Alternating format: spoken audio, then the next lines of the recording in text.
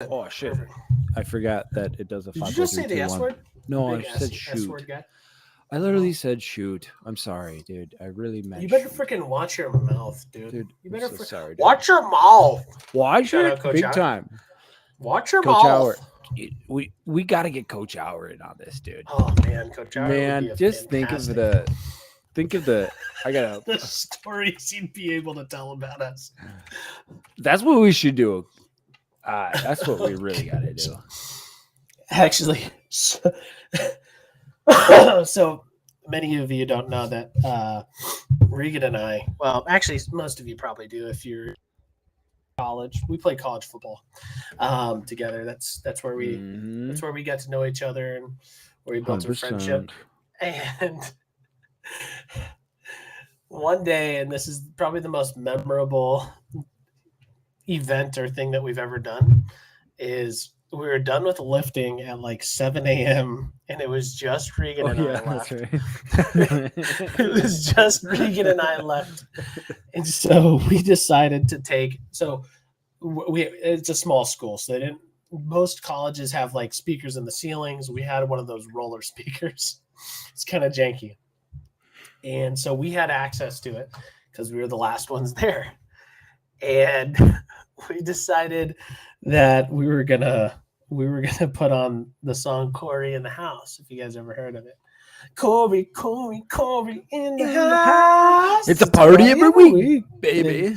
And so we found this 24-hour or maybe an hour-long repeat of the beginning of that song. And we put that speaker full blast. I'm talking full blast. By the time, like, and just remember, so we had lifting at like 7 a.m. So by the time we were done, it was what, 8 o'clock? So everybody already was at work. People are already working. And we go and take it through the hallways to the coach's office. And our defensive coordinator comes up. He's like, shut up! Shut up! This is a work environment. Even though they don't do anything in there. It was 8 o'clock. No calls, no like meetings or anything just yet. But he's like, this is a work environment. And but what I mean by like turning up tenfold is like this was, you couldn't hear our voice, and we were screaming that song as we were playing, or as we were walking through the hallway. It was that loud. Like, yeah, it was good, hilarious. That was the we got into some good music because as well as like our head coach is one of the guys that you wouldn't, just not one of the guys that you would think of like, oh, he'd be guy to really act out very much. He's a guy that's, this is the way, kind of strict. This is how we do it. Not somebody that you'd consider to. He doesn't goof off very much. Yeah, he doesn't goof on. Yeah. And one of the things that I just think is hilarious is just thinking about that person in the most bizarre scenarios. So I made this our coach's theme song. And so like we're in our lift, and we're getting the lift in, and it's been in my mind for a while. And I was like, I gotta show Coach Howard what I've been thinking about him and how I think about him.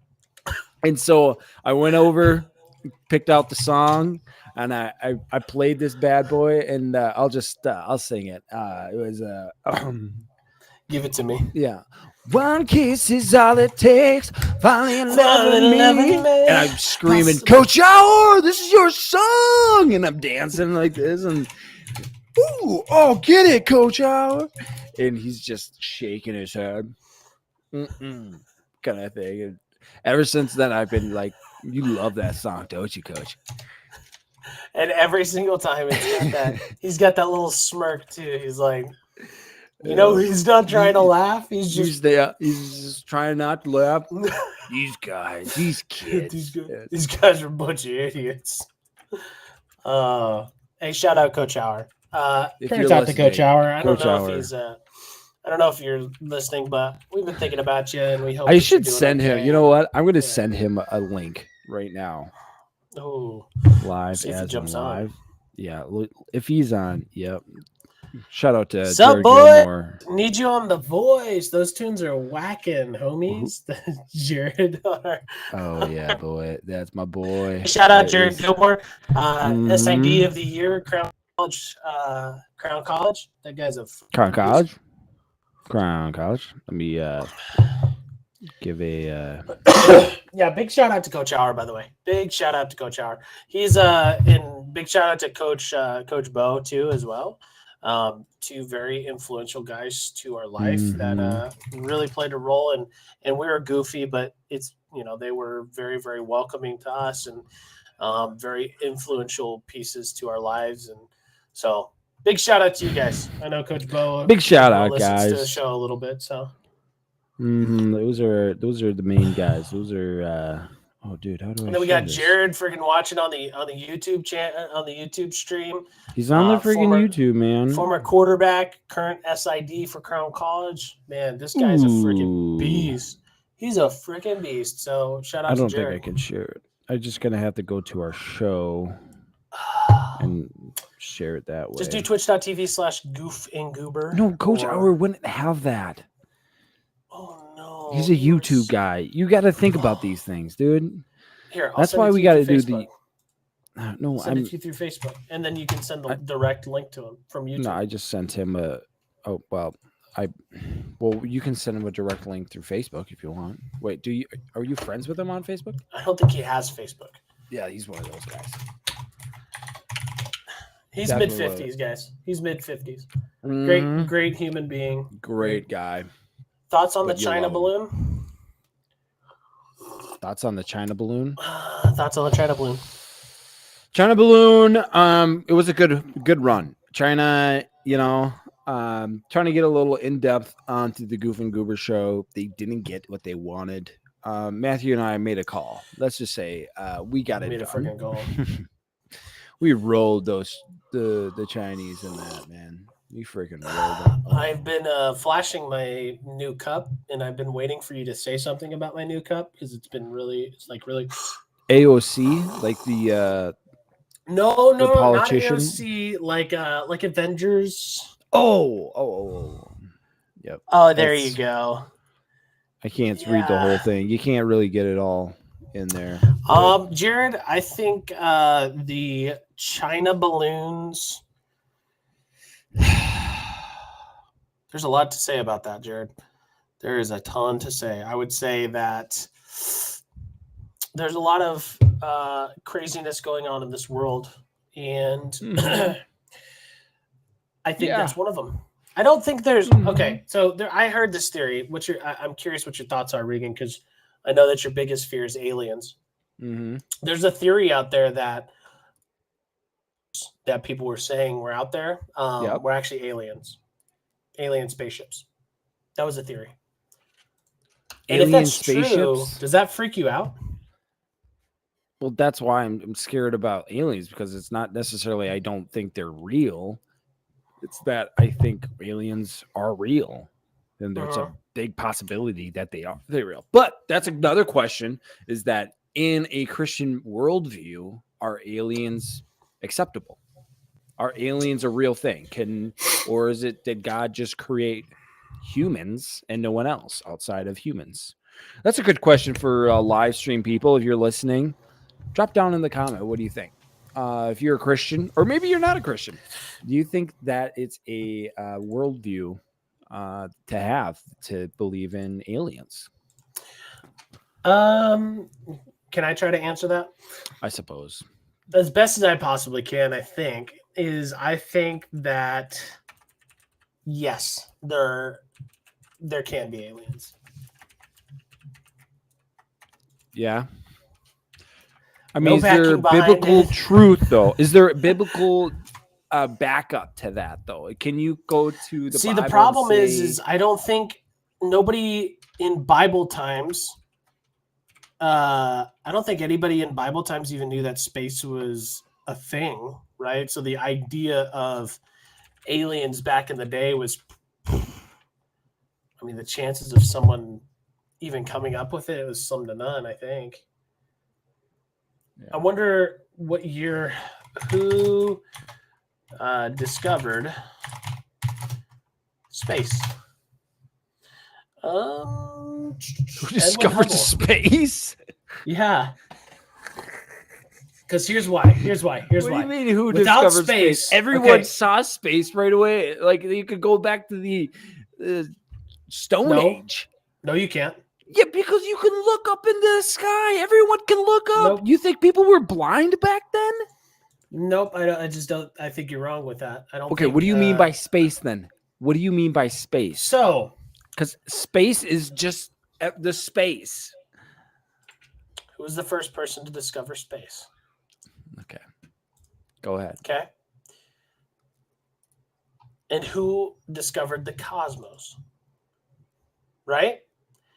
Can you fully discover the cosmos or space without going to space or without having a telescope to know that space exists? Or can you just look at the sun and say, oh, there's space? There's millions and trillions and gazillions of miles of Yeah, they space. were able to look up at the sky and say that's and determine that. Space. No, they can't. No, they yes, couldn't. they can. You can literally look up and just say, "Oh, there's space."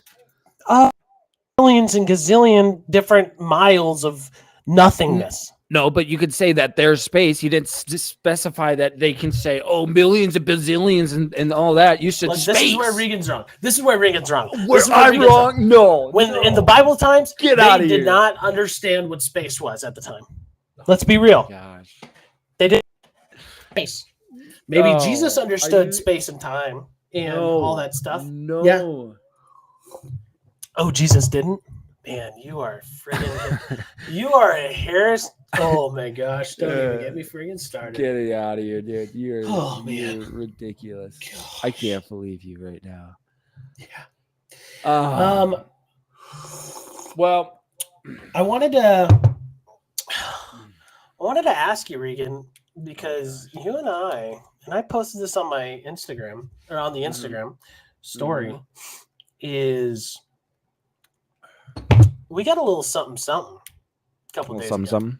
Okay. A little something. And Regan and I, we got, well, Regan's had it, the Meta 2.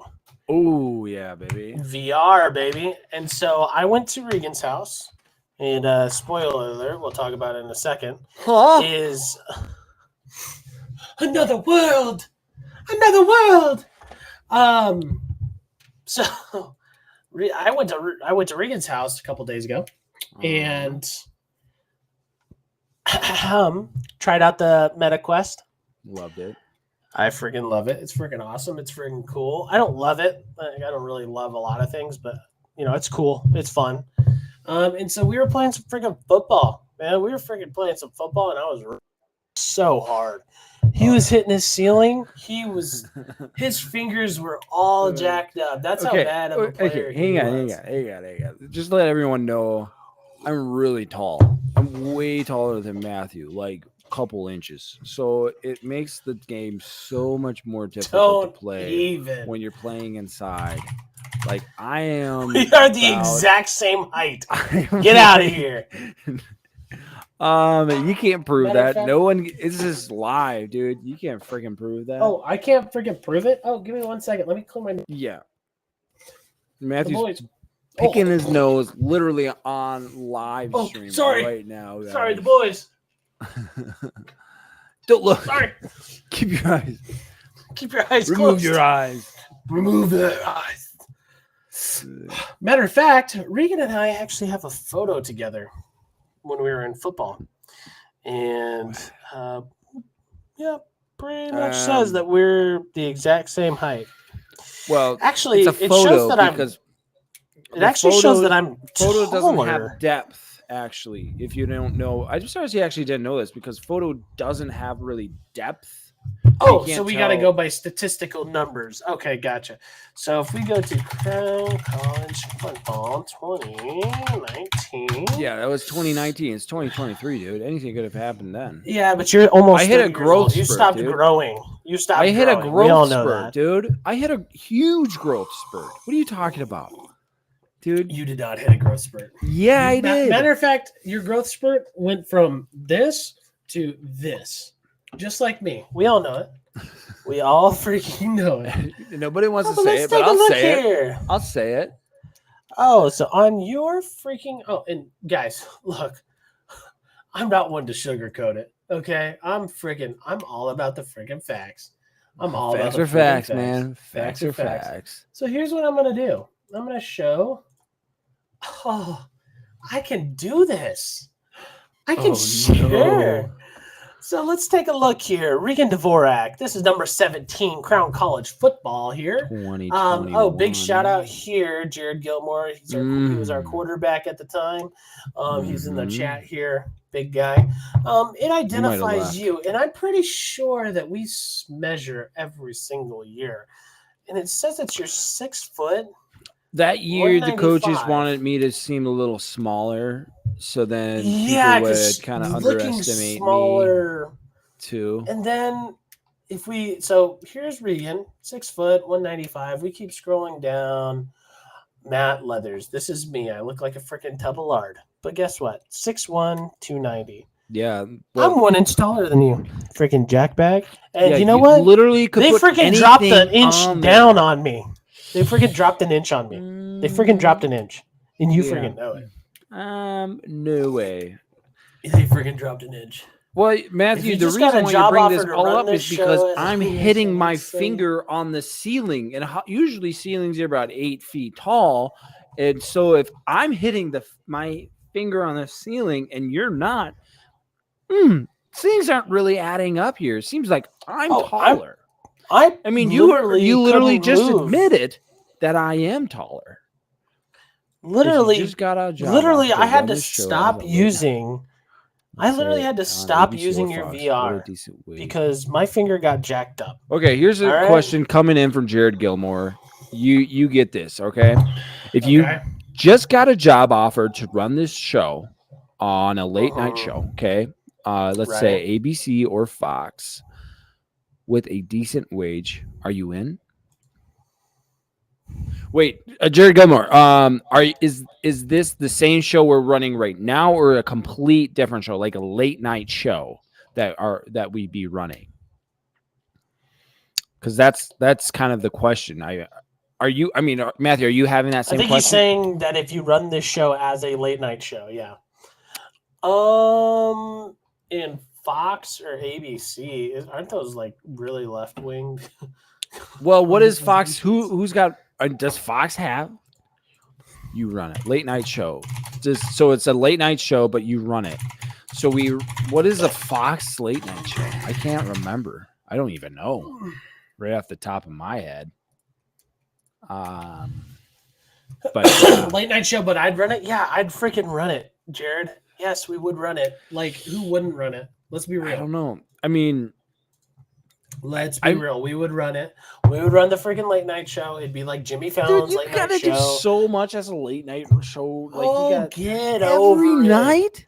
You'd rather be packing for UPS and freaking delivering packages?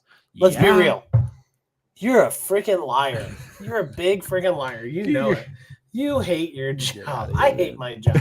So who doesn't hate their job? Yeah, yes. True. The short answer, Jared, is yes. Yeah, 100%. I would do it. 100%, Jared. If you want, Jared, since you are. But the thing is we wouldn't have to do all the crazy BS like doing thumbnails, editing the videos, because we have a whole team dedicated to all that stuff. So yeah, for sure. If we could just talk the videos and you just have to worry about making content. Yeah. That would be nice. I would say that would be so nice, because I do so much, and Matthew just gets to sit around and do nothing really at all. I gotta make the thumbnail. Yeah, I'm the thumbnail maker, but I'm also the visionary for the entire place.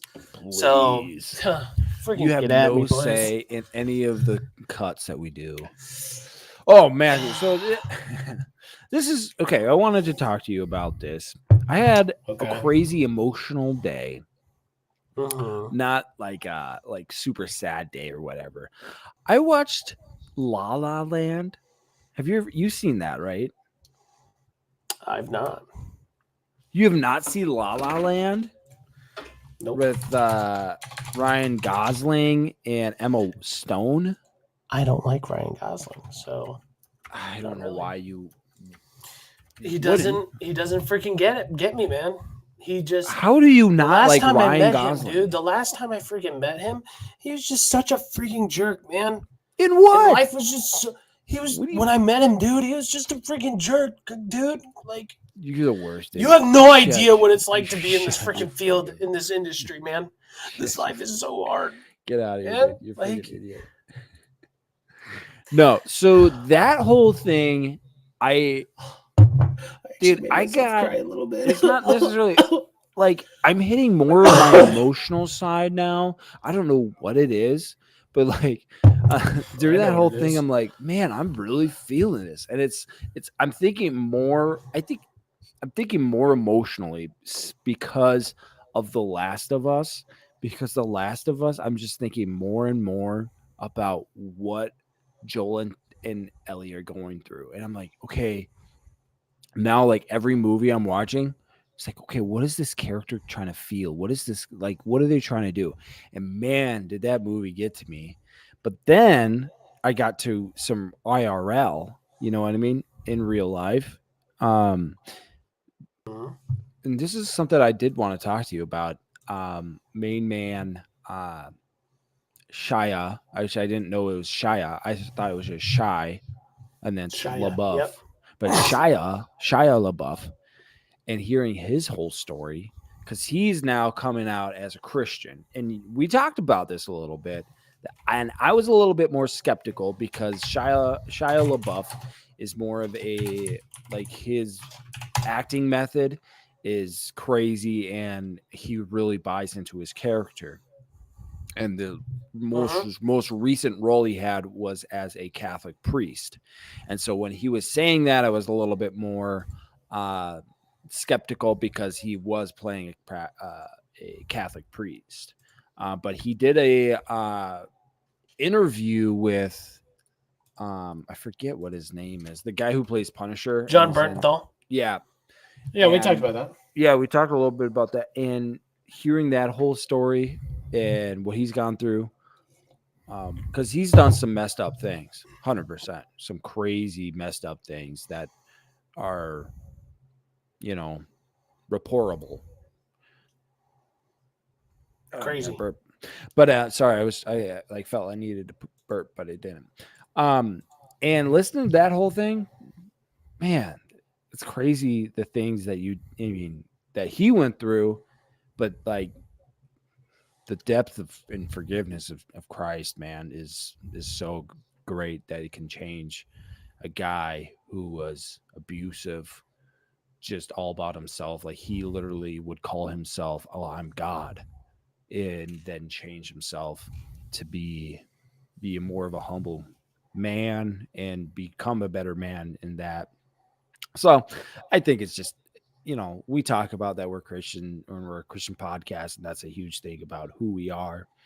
But it's so riveting to see just the depth and love of Christ. It's dude, it's like we always like, and we were talking last week about like our jobs and stuff, and like Yeah. we're on the job search, or you're on the job search, right? Like I just got denied for a position, right, recently. Mm-hmm. But the thing is like when you're low, God meets you where you're at. Jesus meets you where you're at. Right. So it's crazy because even if you're, I mean, he was down bad. He was down bad. He was real bad. And not judging him specifically, but what I'm saying is like, even when you feel like it's the worst thing ever, he still meets you where you're at and it pulls you out, which is, it's just like, that's a continual thing that's showing up in this world right now. So I'm glad that you watched that and listened to it and saw some take out of it, man. That's awesome. It's freaking sweet. Yeah, dude. Yeah, but like that whole thing just got me just more in touch with my emotional side, I think. And, I think I'm becoming more of an emotional man as, I mean, I have a son and getting more close to him because he's now loving the things that I love. And to me, that's like, I can actually start having more of a relationship with you instead of just, I love you and I'm giving and giving and giving, which I'm totally fine with because that's kind of what a father's I'm supposed to do. I'm just supposed to give and expect nothing in return. And Uh-huh. I'll do that for the rest of my life if I have to. But now that, I'm giving and he's loving the same things we do or I do, it's just becoming more of a just I love you so much. I love you even more than I thought I could love you. And that's just the cool thing as kids get older is that you really get to try to understand them more because they are their own person and they think for themselves, they decide for themselves, and man, it's just amazing to watch that all unfold It's crazy. completely. I Oh, can't wait till Scarlett, my daughter, is a little bit older and she's a little bit less rambunctious and like can go to the movie theater for an example. Like just being able to go do that would be like really awesome. Like sitting in the living room and sitting down watching a movie, cuddling, holding each other, just relaxing, being together. Like I can't wait for that moment. Um so dude, that's freaking awesome. yeah, And dude. your son is I mean, honestly, your son's very unique and different, which Oh is yeah. really cool. Like some of the things you're just like, you really like that stuff? Like what the heck? Like, I didn't start liking, like for an example, like Marvel or like superhero stuff until I was like 13 maybe, when I could Right. really get into it. But your son was like diving into the comic books. We were trying to read some of the comic books when we were there. Like he was hanging around us. I mean, Yeah. he's freaking playing video games too. It's Right. like it was pretty cool to see. Um, I just saw Jared post a question, and I guess you can answer first. Yep. As a parent, what are you most excited about as a father? Ooh, That's a good question, Jared. Thank you for letting us know, asking us questions. Some people come, I mean, just right off the bat, let me just say, some people come just to watch the show, but I love when people interact. And it's okay for you to just come watch the show. I'm not saying you can't, but I absolutely love it even more when we get people who interact with us. So thanks, Jared. I think the thing I'm mostly excited for as Axel is growing is just for him to be more independent. And like, I don't want to force like, cause like I'm somebody who loves football a lot. Like that's a huge part of me. But like seeing Axel, oh gosh, seeing hi. him play like this week, I had him this weekend and I had him this weekend and he wanted so bad to play catch with me. And I loved that. That was so fun and I enjoyed it the most. And I can't wait to see what that will turn into for him. So He's gonna yeah. be a beast. He's Hopefully, gonna be a good hopefully, football player. I think. hopefully he. I think. Well, dude, he's just got no fear, man. He just goes I after mean, it. that's kind of what I was like before I Yeah. got injured. Before you got injured. Yeah, Yeah. dude. Now you're a big freaking pansy, man. Well, I got scared. That's what injuries do to some people. Freaking pansy. Well, Jared, thank you for the question again. What am I most excited about as a father? I am not excited for her to start dating. So let's just get that right off the rip. I don't want her to date anytime soon. So she's my little girl. You're my little girl, baby. Yeah. Um, but I'm really excited for her because she's got her own little personality. I'm excited to see what her personality turns out to Right. be. I just hope she's not a little drama queen though, because I think she's gonna be one. That's Um, probably what's gonna happen. she's pretty smart though. I'm really excited to see what she does, like career wise, and my goal is I don't want to like push her towards any career path or anything like that. Right. Maybe. But you want her to be a some things. scientist, right? No. Oh. I don't really care what she does. I mean, I don't really care what she doesn't. It's not what my goal is for her. I want her to.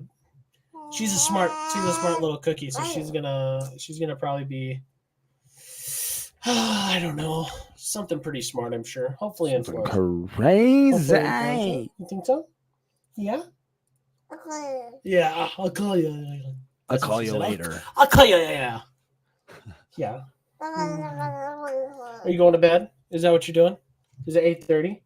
It's time for bed. Cat kiss. Alrighty. I love you.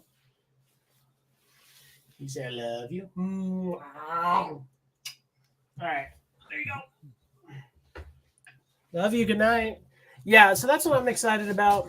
I'm also excited about, like, the not knowing, if that makes sense. Like, I don't want to expect anything right now of her.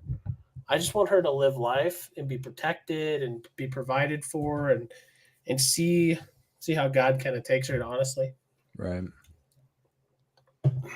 Because I don't want her to get into the business world, really, to be honest with you. My job's, it can make a lot of money, but it's I'd rather her, and this is my goal, and she won't know this until she's older, but we're putting money aside and we're going to do something responsible. Nothing against my parents, but when I graduated high school, we didn't really have too much. So I want her to not have any debt going out of college. I want it all paid for, or, help her get enough good grades to get into whatever school she wants and get scholarships and stuff like that. You don't have to worry ever about finances. Yeah. Because yeah.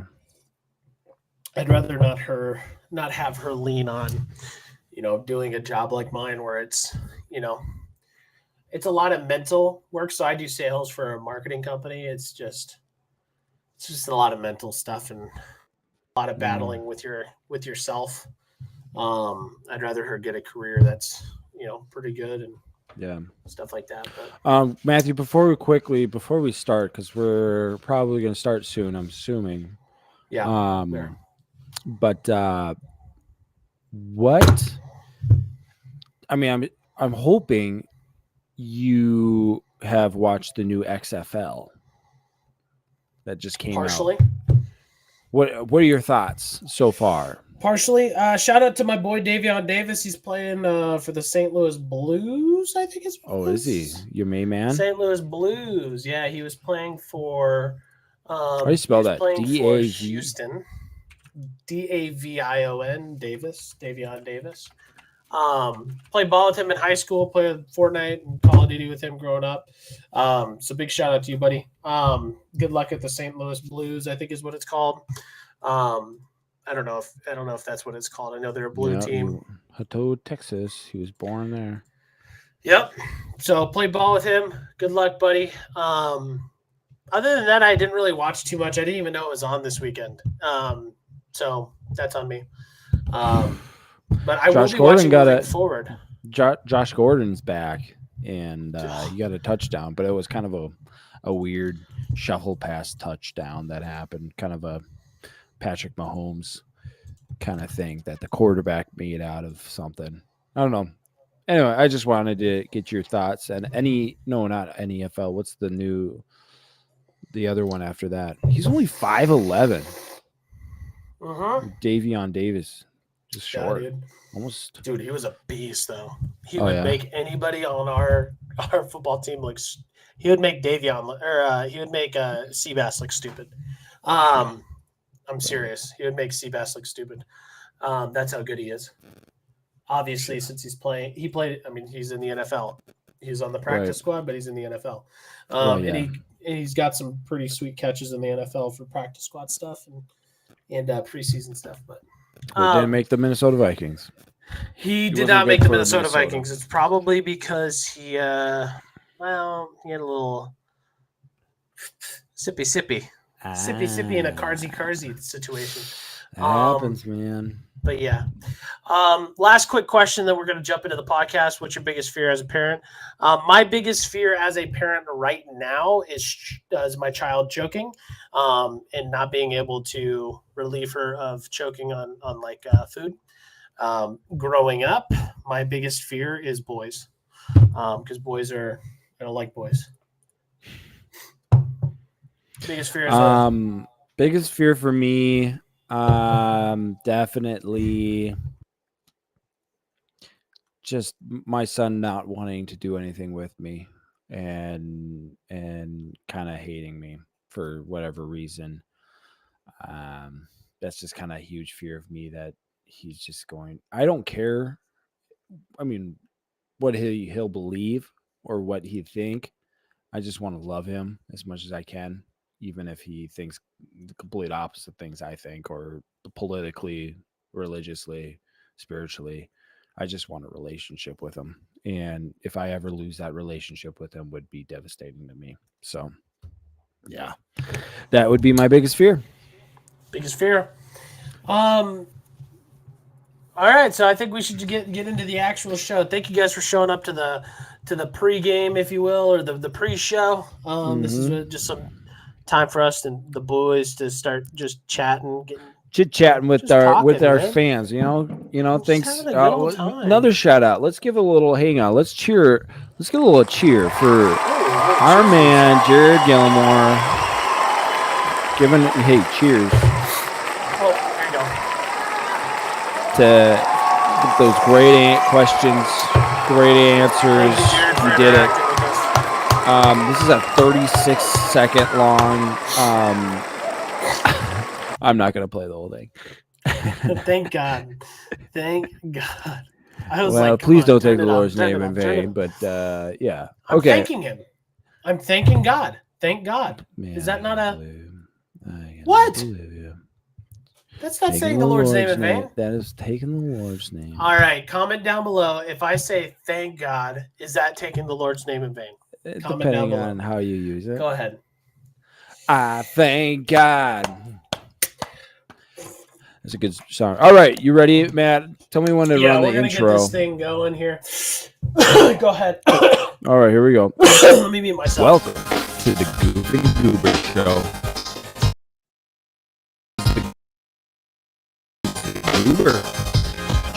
Matt talk all things from their own personal life questions on movies and TV shows. Now, your hosts, Regan and Matthew. What's going on, guys? This is the Goof and Goober Show.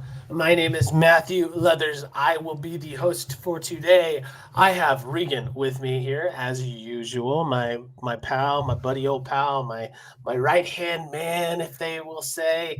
Regan, how are you doing today? I'm good, Matt. It is a fun fact. If you're listening, it's my birthday week. It's the 20th. We were about to get into that. How dare you? I'm sorry. I was just going to say I got a new sign here to represent my birthday. Regan is so narcissistic. Birthday before we even have the I just need to show it off. My wife got me a new gold chain. Am I right, boys? That has our wedding date on it in Roman numerals. And she got me this sweet new Nike cap that I love and wear all the time. So that's love it. And also, if you're not here in the pre-show, guys, get here because we talked so much. We got some good questions. We talked so much. Big shout out to Jared Gilmore. Back again. Let's go. Freaking Jared Gilmore coming in. Current SID for Crown College in Minnesota. Come check him out. He lives in 224 Mercury Drive. I'm kidding. That's not his address. I'm joking. Well, I guess you spoiled the freaking intro, man. Happy birthday. You're turning. How old are you turning? Tell us what was the best thing about your birthday. What did you do? Well, Because you had your birthday weekend this weekend. I did have my birthday weekend this weekend, but my birthday isn't until tomorrow. I think Sure. if you wanted it to, I mean, I'm not the host and I'm not here to tell you what to do, but if you wanted to, you're still mute. Just answer the friggin' questions. I don't need no Okay. friggin' instruction. Okay, man. All right. My birthday weekend was really great. I got all my friends. I got my wife invited all my friends and family over. Not a whole lot of my family came, but it was great seeing everyone. I got myself a freaking drill finally. Well, my mother-in-law got me a drill, so I can freaking drill some freaking drywall, man. I love drilling drywall. Yeah, we're working in the kitchen. It's definitely working, guys. Putting in new cabinets, Grandma. Yeah. So I was there. I was actually at your house for the birthday party, obviously. I want to know, what was your favorite gift that you got? Well, And you got to show it off real quick. Go quickly. You got to show it off. I was going to show say, it my local. What was your favorite gift from me? Your favorite gift from me. All right. Well, you didn't give me all my gifts, but yeah, he's still missing one. I apologize. Yeah, apparently. And did you show it to me today or what? No, I didn't. Hang on, I'll be right back. It's right over here. In the meantime, while he's out, I was digging through some of my my comics in my room, in my closet, and I found some pretty friggin' sweet ones. And I'll show them. So we've got a segment that's like local pickups, and I'll show you what it's not, I didn't get them new, but I reintroduced them. I found them, and I forgot about them from years and years and years ago. So I'll show that to you a little bit later, but yeah, go ahead. Okay, so if you guys don't know, my whole basement is a retro theme right now, and I'm trying to get, I mean, Matthew can, attest for this, because dude, he's got a freaking sweet basement.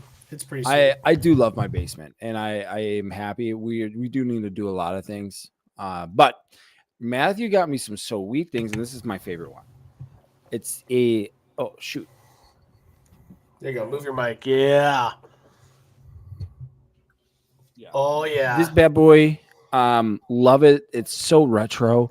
It's so cool, and I really am gonna have to keep my son away from this because it's like in the movie Megan that we watched, where you had the old time toys and you feel like an idiot to tell kids, no, it's not a toy, but when in reality it is a toy. You just don't mess around with it. But where it's probably one of my finds. I mean, it's technically a local find that Matthew got for me. And that was really my only, I mean, you'll see some of the other local finds that I got, but yeah, man. That's my favorite one, besides my drills. I really like my drills because now I can actually, I feel like I could build some things now because I would have to borrow drills, and so I got a chop saw. I got my drills. All I need is just go buy the materials, and I'm freaking set. I might need a table saw though. I don't know. Maybe later in life. You live without a table saw for now. Yeah, well, I don't know. The plan is in the summer is to build a tree fort with my son in the backyard. So, well, you have some drills to do that now. I got some freaking drills that me and my boy can use. Yep. It's so talking about his basement, by the way, he has a pretty friggin' sweet basement. It feels like you're in That 70s Show. Yeah. Okay, you know how they have the basement with the TV down there, with the TV or the couch that wraps around in front of the TV. It's kind of similar to that. He's got I feel like that's TV. What are they called? What type of TV is it? Matthew, stop doing that. Oh, sorry, I'm thinking. What type of TV is that? CRT TV. We were watching freaking Captain America on there, the old 1940s version. We threw a Batman from the 80s or the 90s with Michael Keaton. Yeah, it was Michael Keaton. I was thinking it was George Clooney. But and then the kids were watching Hercules later that night. Yeah, they were So getting real crazy. they were freaking getting crazy down there. So Yeah. we had to freaking kick it into gear. Your son lost a tooth. Your son lost a freaking tooth. He did. He is toothless in front. He's got no front teeth. So funny story about that. Actually, we went to where did we go? Chili's, and he was like, "Yeah, I want mac and cheese." We're like, "Okay," and I want corn on the cob. I'm like, "Oh, sure. I mean, I'm not gonna deny you good food. I mean, you got some veggies there, but how are you gonna eat that? I'll figure it out." And here you're just like right on the side of his mouth. And then later he's like, "Yeah, I don't want this." He took like 3 or 4 bites out of it and realizes just how difficult it is to live life without your 2 front teeth. All I want for Christmas is my 2 front teeth. My 2 front teeth. My mom would sing that to me all the time for Christmas, and she'd think it's hilarious. That's your mother. Oh, don't you dare. Don't you. I love her. She's awesome. She's so beautiful. Well, enough lollygagging around here. We've got some stuff we've got to talk about today. Big time. Big stuff. You, me, Axel, we went for a freaking boys' night last Friday at 8:00. Imagine, Minnesota, Willow Creek, Ant-Man and the Wasp. We're gonna freaking but somebody was a little late to the Ant-Man and the Ooh. Wasp. Like literally a minute. That was it. Literally a minute. I was so funny story. Just so running in. Funny story. So so my job requires me to go on these calls, and so my brother works with me, and my brother's been killing it. Okay, he's at the company, he's at like 5K. Regan knows the like how it quantifies. He's at 5K right now, and I was at like 20. Yeah, for the month. Dang. And I was at like $2,100 for the month. And so I was like, I got to get some money on the board. I got to close a deal because that's how I make money. As I close deals, I get commission, blah, blah, blah, blah, blah. Mm-hmm. And so I was like, Riley, which is my brother's name, can you please run my 615 demo, right? Because it's a demonstration. And it got to 6:10, and I was like literally desperate, and I was like, I gotta take this phone call. So I took the phone call, and it lasted until 7:30, an hour and 15 minutes. I got the deal, by the way. So I'm at like 3,000 right now, so a little bit below, but hey, money's money. Okay, so we get out at 7:30. And I am booking it. To the movie theater. Now, just think, this movie theater, by the way, is 50 minutes away if you go the speed limit. For legal reasons, I don't know if I should say how fast I was going, but I was not going the speed limit, let's just say. Mm-hmm. And I got there 1 minute before the show started. And I literally, my wife doesn't like when I drive fast, so she called me and she's like, "Don't drive so fast." And so I get there and I park really, really, really quick, and I sprint inside. Now, the dangerous part is that we're in Minnesota, so there's ice on the ground. Well, I almost beat it and hit the ground like 4 or 5 times, and I just sprint into my seat, literally coming in. So, yeah, it was freaking hilarious because Regan literally saw me running up the stairs to our seat, and I was so out of breath because I literally rushed the entire time. But yeah, so we saw Ant-Man and the Wasp last Friday, 8:00. We're gonna get into talking about it here. We're gonna do a little bit of a non-spoiler here before we jump into the meat and potatoes of the show. So before I do that, I'm gonna throw up here I'm going to throw up here a little synopsis about the show, and then we're going to throw in our spoiler warning, so that way, if you guys haven't seen it, don't freaking get wrecked. Mm-hmm. So Ant-Man and the Wasp: Quantumania. It's starring Scott Lang as Paul Rudd as Scott Lang, Hope Van Dyne as Evangel Lilly, Michael Douglas as Hank Pym, Janet Van Dyne as Michelle Pfeiffer. Synopsis: Scott Lang and Hope Van Dyne, along with Hank Pym and Janet Van Dyne, explore the quantum realm where they interact with strange creatures and embark on an adventure that goes beyond the limits of what they thought was possible. Directed by Peyton Reed, written by Jeff Loveless and Jack Kirby. Regan, give us your 5-star rating here, and then a quick little snippet, non-spoiler, and then we'll throw in a spoiler warning after that. Go ahead. Yeah, I just want to make sure everyone knows we're talking about this guy right here. This is my personal action figure that I use. This is Ant-Man, guys. What do you use that for? About. Nothing, just fan art stuff. Like that. Okay. Good times with playing. I mean, not like I'm having a good time looking at it. You know, it's hanging up. I got a shelf for it. Yeah, obviously. You got a shelf for it. Oh, yeah, gotcha.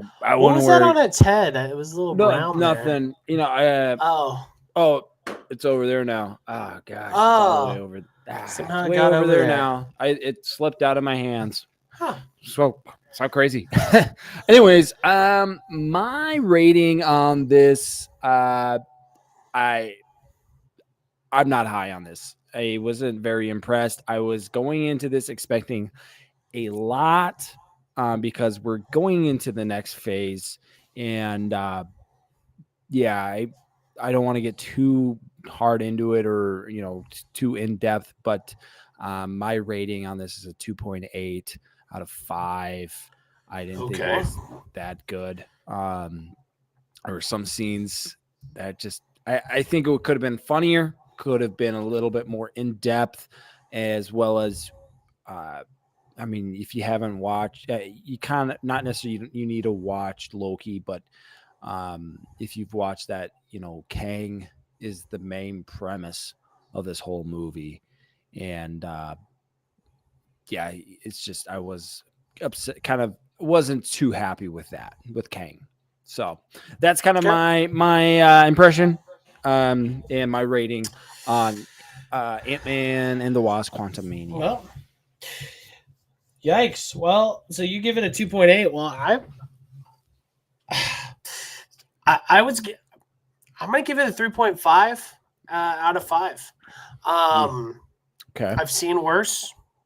And I've rated worse. And we're going to talk about the spoilers and what I mean by that, but I'm giving it a 3.5. I think that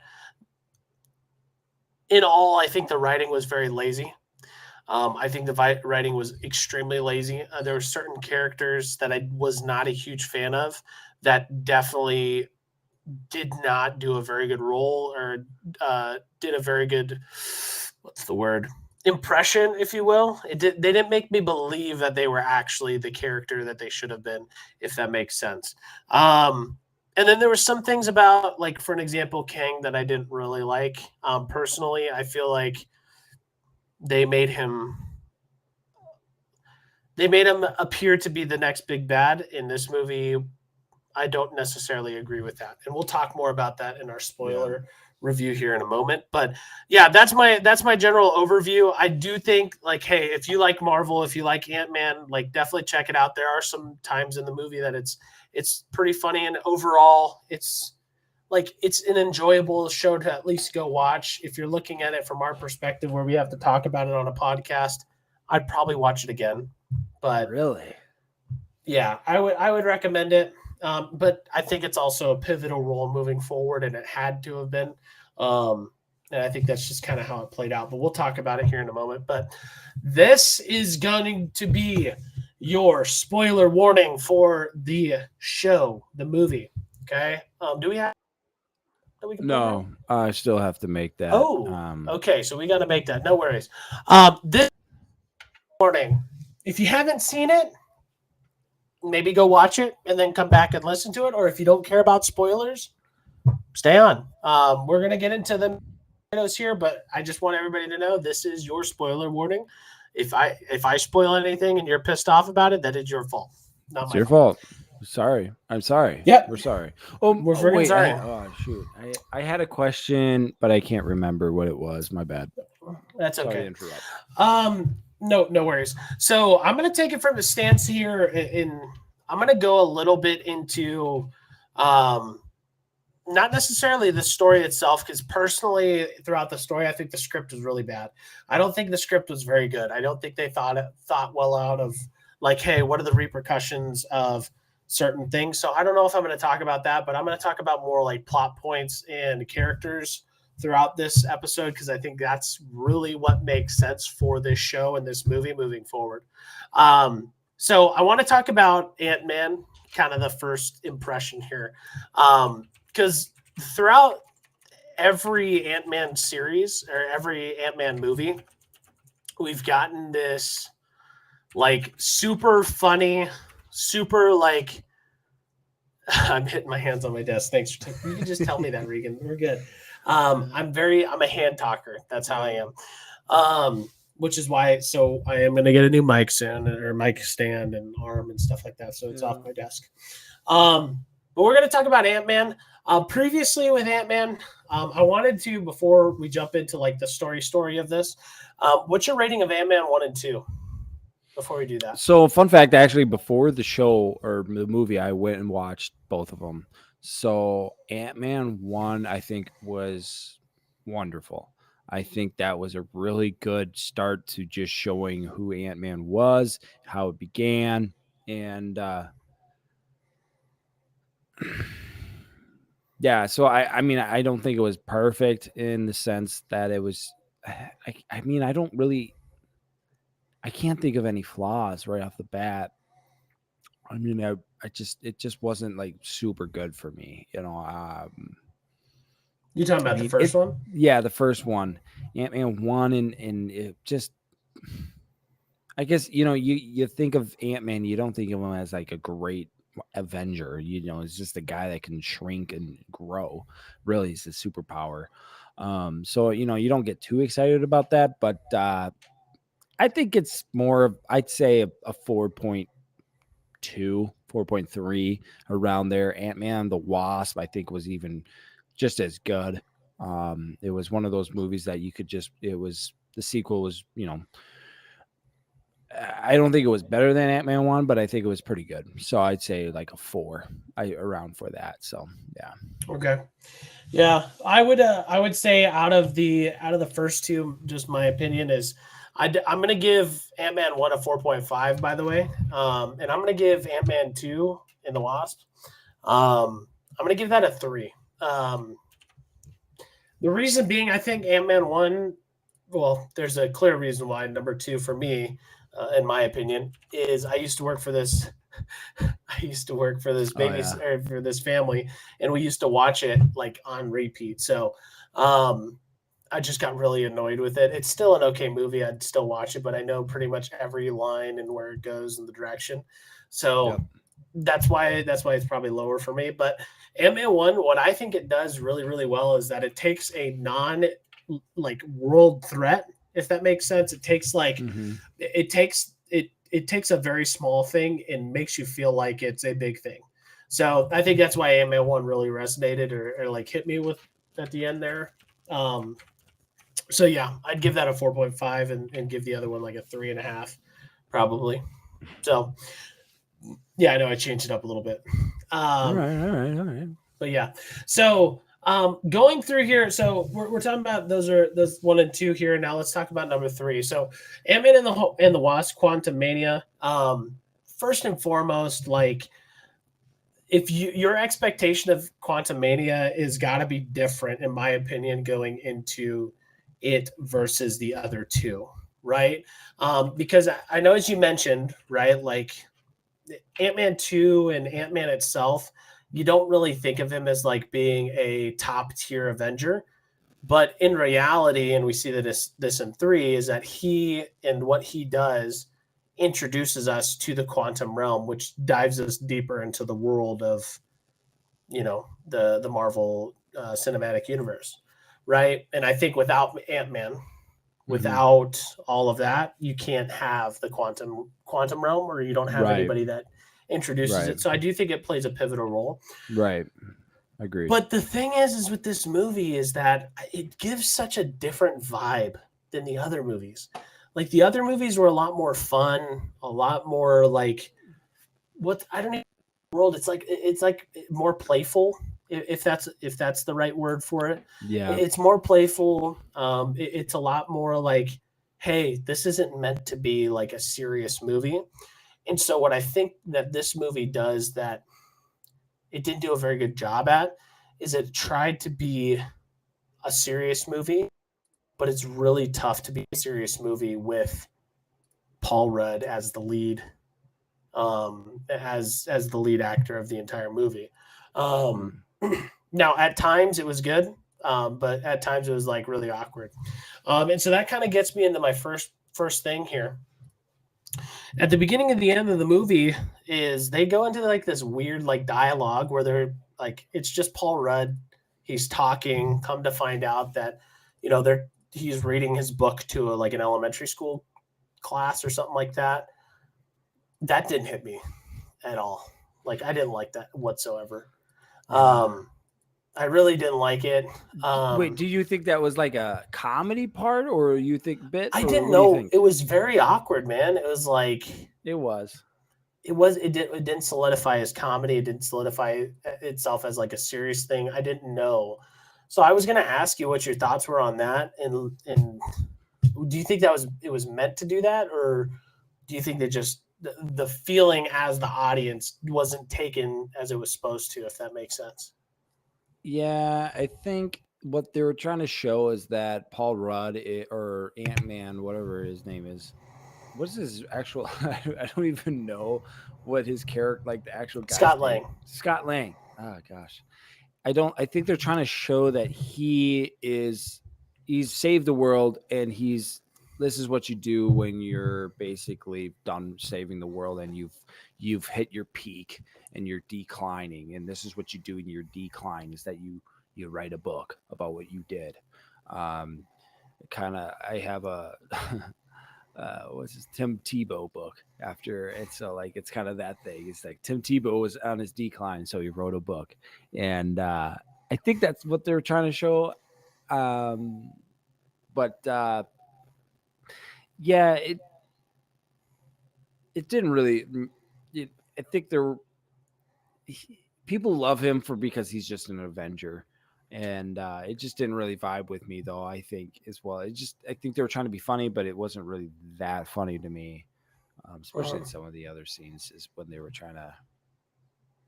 I don't know. A lot of people, I think, in the theater liked it more than I did. I mean, there was only a few people that laughed at it at some of the because they refer back to that specific part all the time. But I don't know. It wasn't that too big of a deal to me. I think to me it was just showing that he was on a decline and he's now just kind of coasting as Ant-Man, and there's nothing really else for him to do. Yeah, I think in I think when we go into this movie though, like Mm-hmm. when we step into the movie theater and we hear about Kang being the next Thanos level threat, Mm-hmm. right? The next big bad. Like I feel Right. like our mood needs to change, if that makes sense. Like our perspective on Ant-Man needs to change if something of that level is going to be affecting this movie. And so I think at the beginning it was like for me personally is I feel like they were trying to play into that serious role a little bit and like I don't think the book really helped in making it like a serious thing and getting people locked into like Hmm. if that makes sense, because it's like most of the Ant-Man movies, it's kind of starts as like a funny thing. Like there's a lot more laughter, there's a lot more like comedy in it, if that makes sense. Yeah. So you think that they should have been thinking more broad, because instead of just the movie, because with that, I think what they're in that, then they were just thinking specifically more about just the movie to show that, oh, here's Scott Lang and he's just, he's, coasting. But then they should have been thinking more broad. Is that what you're like, the Yeah, because I just new think that phase?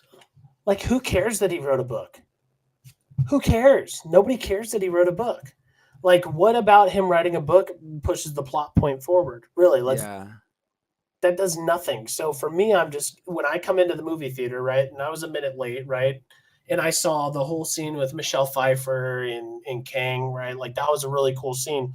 But then you jump into this like really awkward stage where Ant-Man is in his life, like that. It just didn't resonate with me personally because it's like what's Captain America or what's I mean what's Thor doing? What are all these people doing? And I think that's where Phase 4 has been really the what's it's like the small dog, the runt of the MCU in my opinion.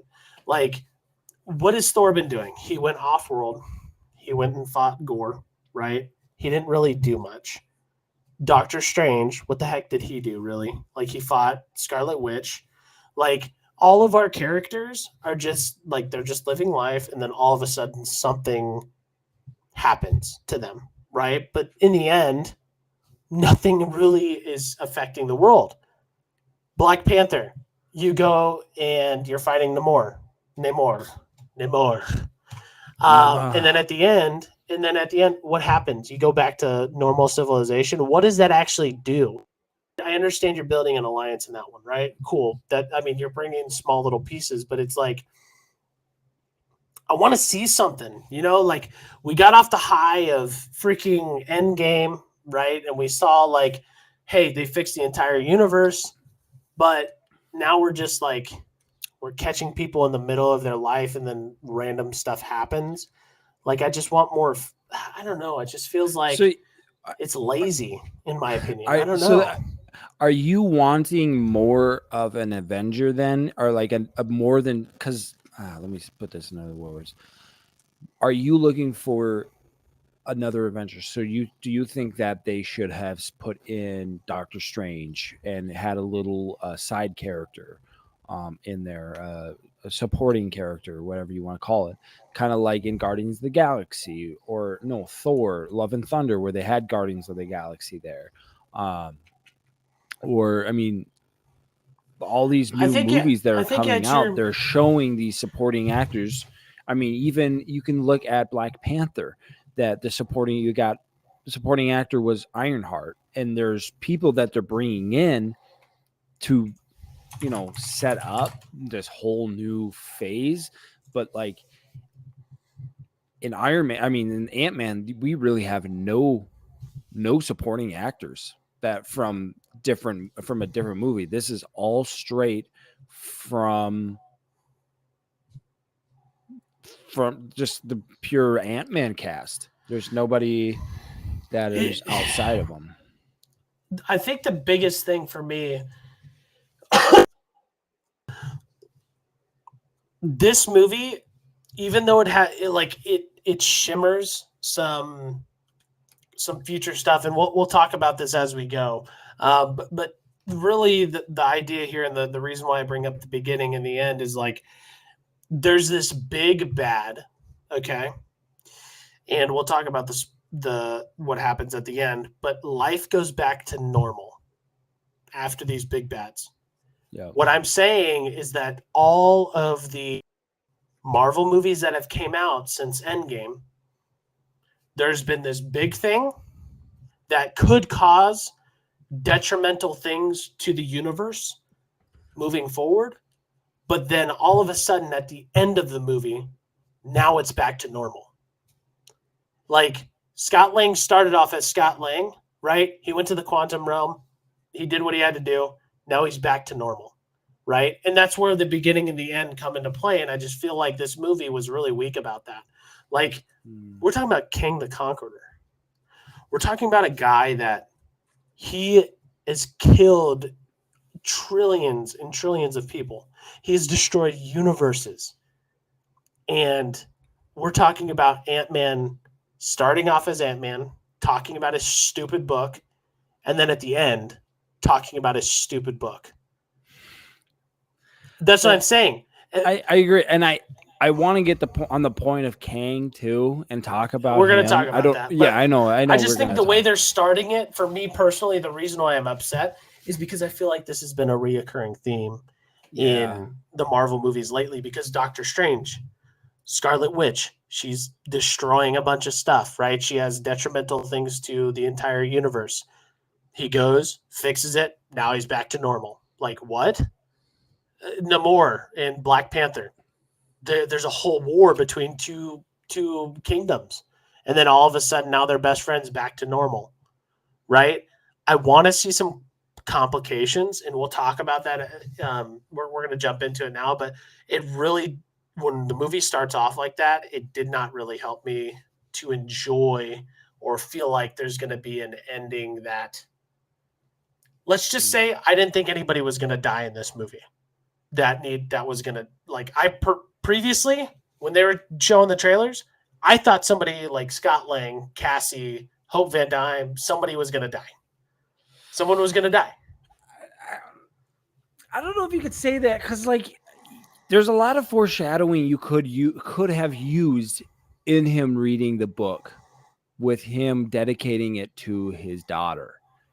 And so you could have gone with his daughter's going to die. You could have gone with he's going to die, so that she can always look back at it. It's just like the same thing in the Amazing Spider-Man with Andrew Garfield, when Emma Stone, when whatever, MJ, not MJ, Gwen died in Spider-Man 2. Spoiler alert. Sorry, guys. And did it. I freaking did it. Bad boy. And so, I mean, Gwen Stacy gives a speech, and right away you could conclude, oh, she's going to die.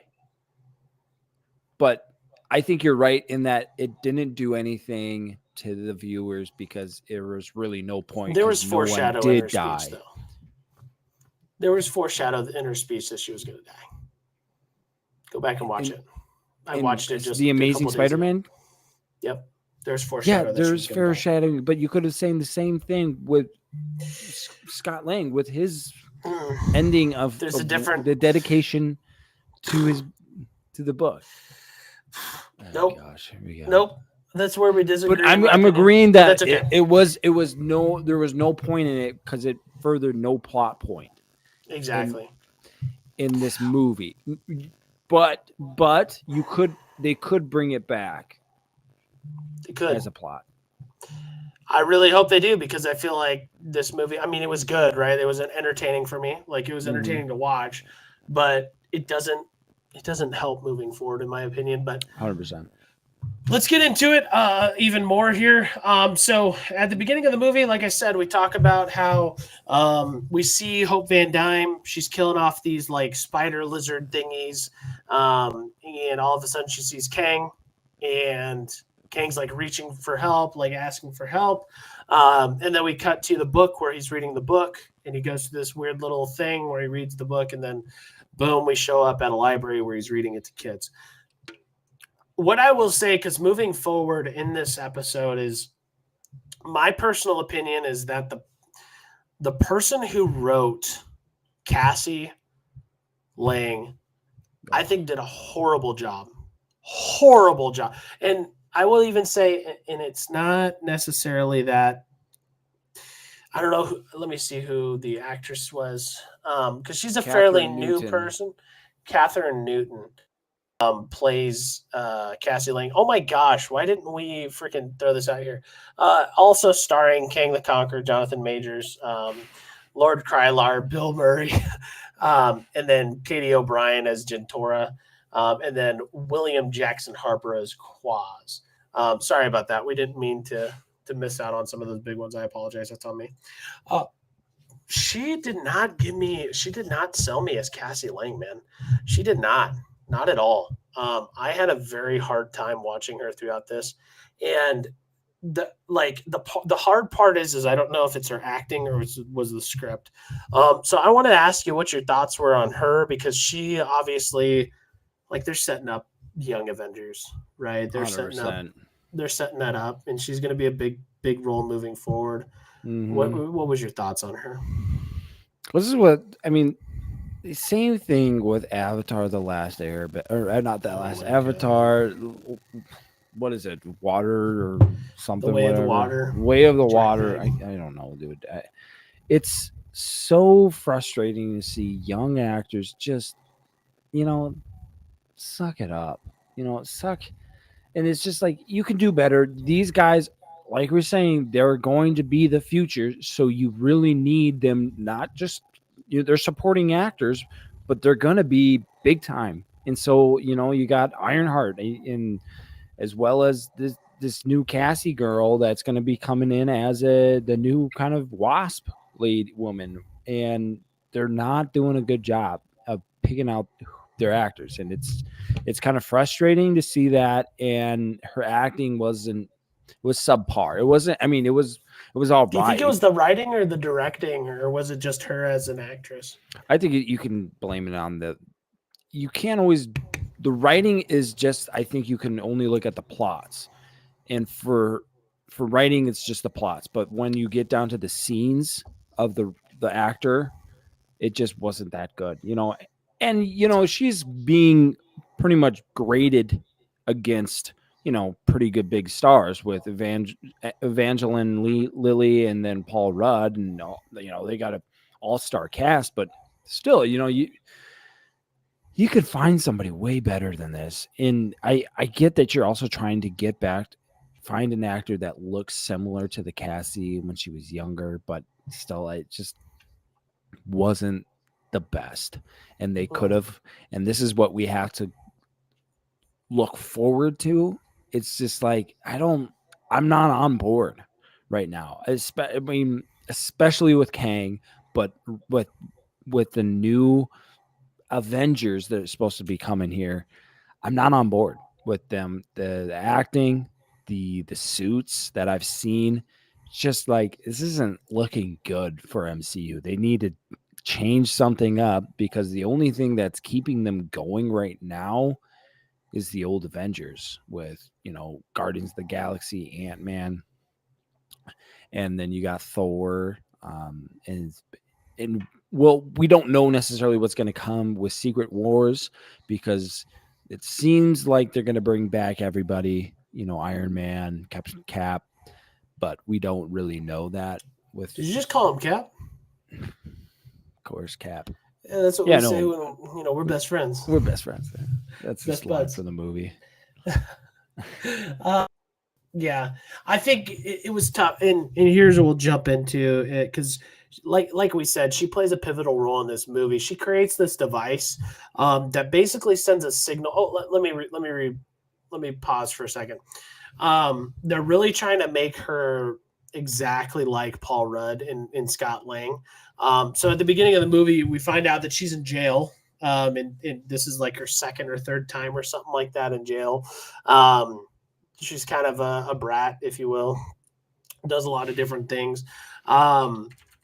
She creates her own suit. She does her own. She didn't really create does her it. own She thing. was given a new suit. No, she created it. She says it in the movie that she created it. Yep, it says it in the movie that her and not. Hank Pym created the suit for her. I'm Hank serious. Go made look it up. her. Did Cassie Lang make Now you put her no suit? who made Cassie Maid's suit? That would have been a better question. Did Cassie? That is a Cassie leading Lang's question. Suit. Go ahead. Cass. It just says on here, Cassie Lang created her own suit. It literally says it right here. Let me see. It literally says it right here. Ant-Man 3, best move. Fans, a new ad has revealed more of Cassie Lang's superhero suit for Ant-Man and the Wasp: Quantumania. You're freaking yeah. I Freaking see get it at me. nowhere. I put in the It same is on question that there. you do. It is. You have to click on the link there.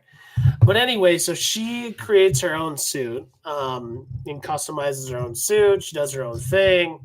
She goes to jail a couple times, and then she creates this device. Apparently, she's some smart little scientist. I guess she's been really hanging out with the Van Dymes, hanging out with Hank. And so she created this little thing that connects to the quantum realm, and it sends signals to the quantum realm. And so she plays a huge role in getting them there. A malfunction happens. I personally think, and this is my thought. I was going to ask you about it. Is I don't think that it was a malfunction. I think Kang sensed the signal and broke the machine and sent them to the quantum realm. That was my thought personally. What's your thoughts? Yeah or nay? That Disagree or agree? that Kang is the reason why they went to the quantum realm. Yeah, they sent signals down, and Kang broke because he's got the power to break it and then send them to the quantum realm. I think so. I mean, he's waiting for signals and he's waiting to get out. So any sign for him to get out, he would take it, and or at least have some type of technology that would capture that and be able to bring anybody back or try to get out outside of what he was already using, which was the time. I don't know what was it called again. I can't remember the. I don't remember what the machine was Yeah, called. yeah, But yeah. basically, so they get sucked in they turn on the machine, and they start sending signals to the quantum realm. Michelle Pfeiffer's character, what was her name again? I gotta remember her character's name. Janet Van Dyne, because she's only been in like one movie. Janet Van Dyne. She basically has these hesitations. She's like, whoa, whoa, whoa, guys, you got to turn this off. You can't, you got to turn it off Yeah. now. You got to freaking turn it off now.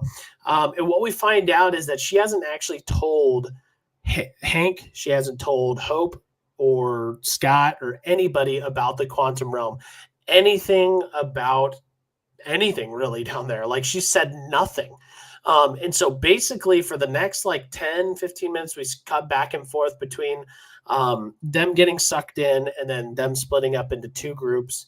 The Van Dymes, Hope, Hank, and Janet, and then Cassie and Scott get sucked together, and they get split apart. And now they're on a goose chase trying to find each other to make sure that everyone's okay. What I hate about this entire scene, by the way, and this is kind of a big irk, is she has been out of the quantum realm for some time. She hasn't said a single thing about anything about the quantum realm. And we're talking about like people in, not to boost the ego of Ant-Man, but he's an Avenger, right? Like he's dealt with Thanos level threats. And Right.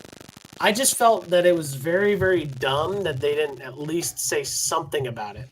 Because now they're running into this hornet's nest, not knowing it's a hornet's nest, if that makes sense.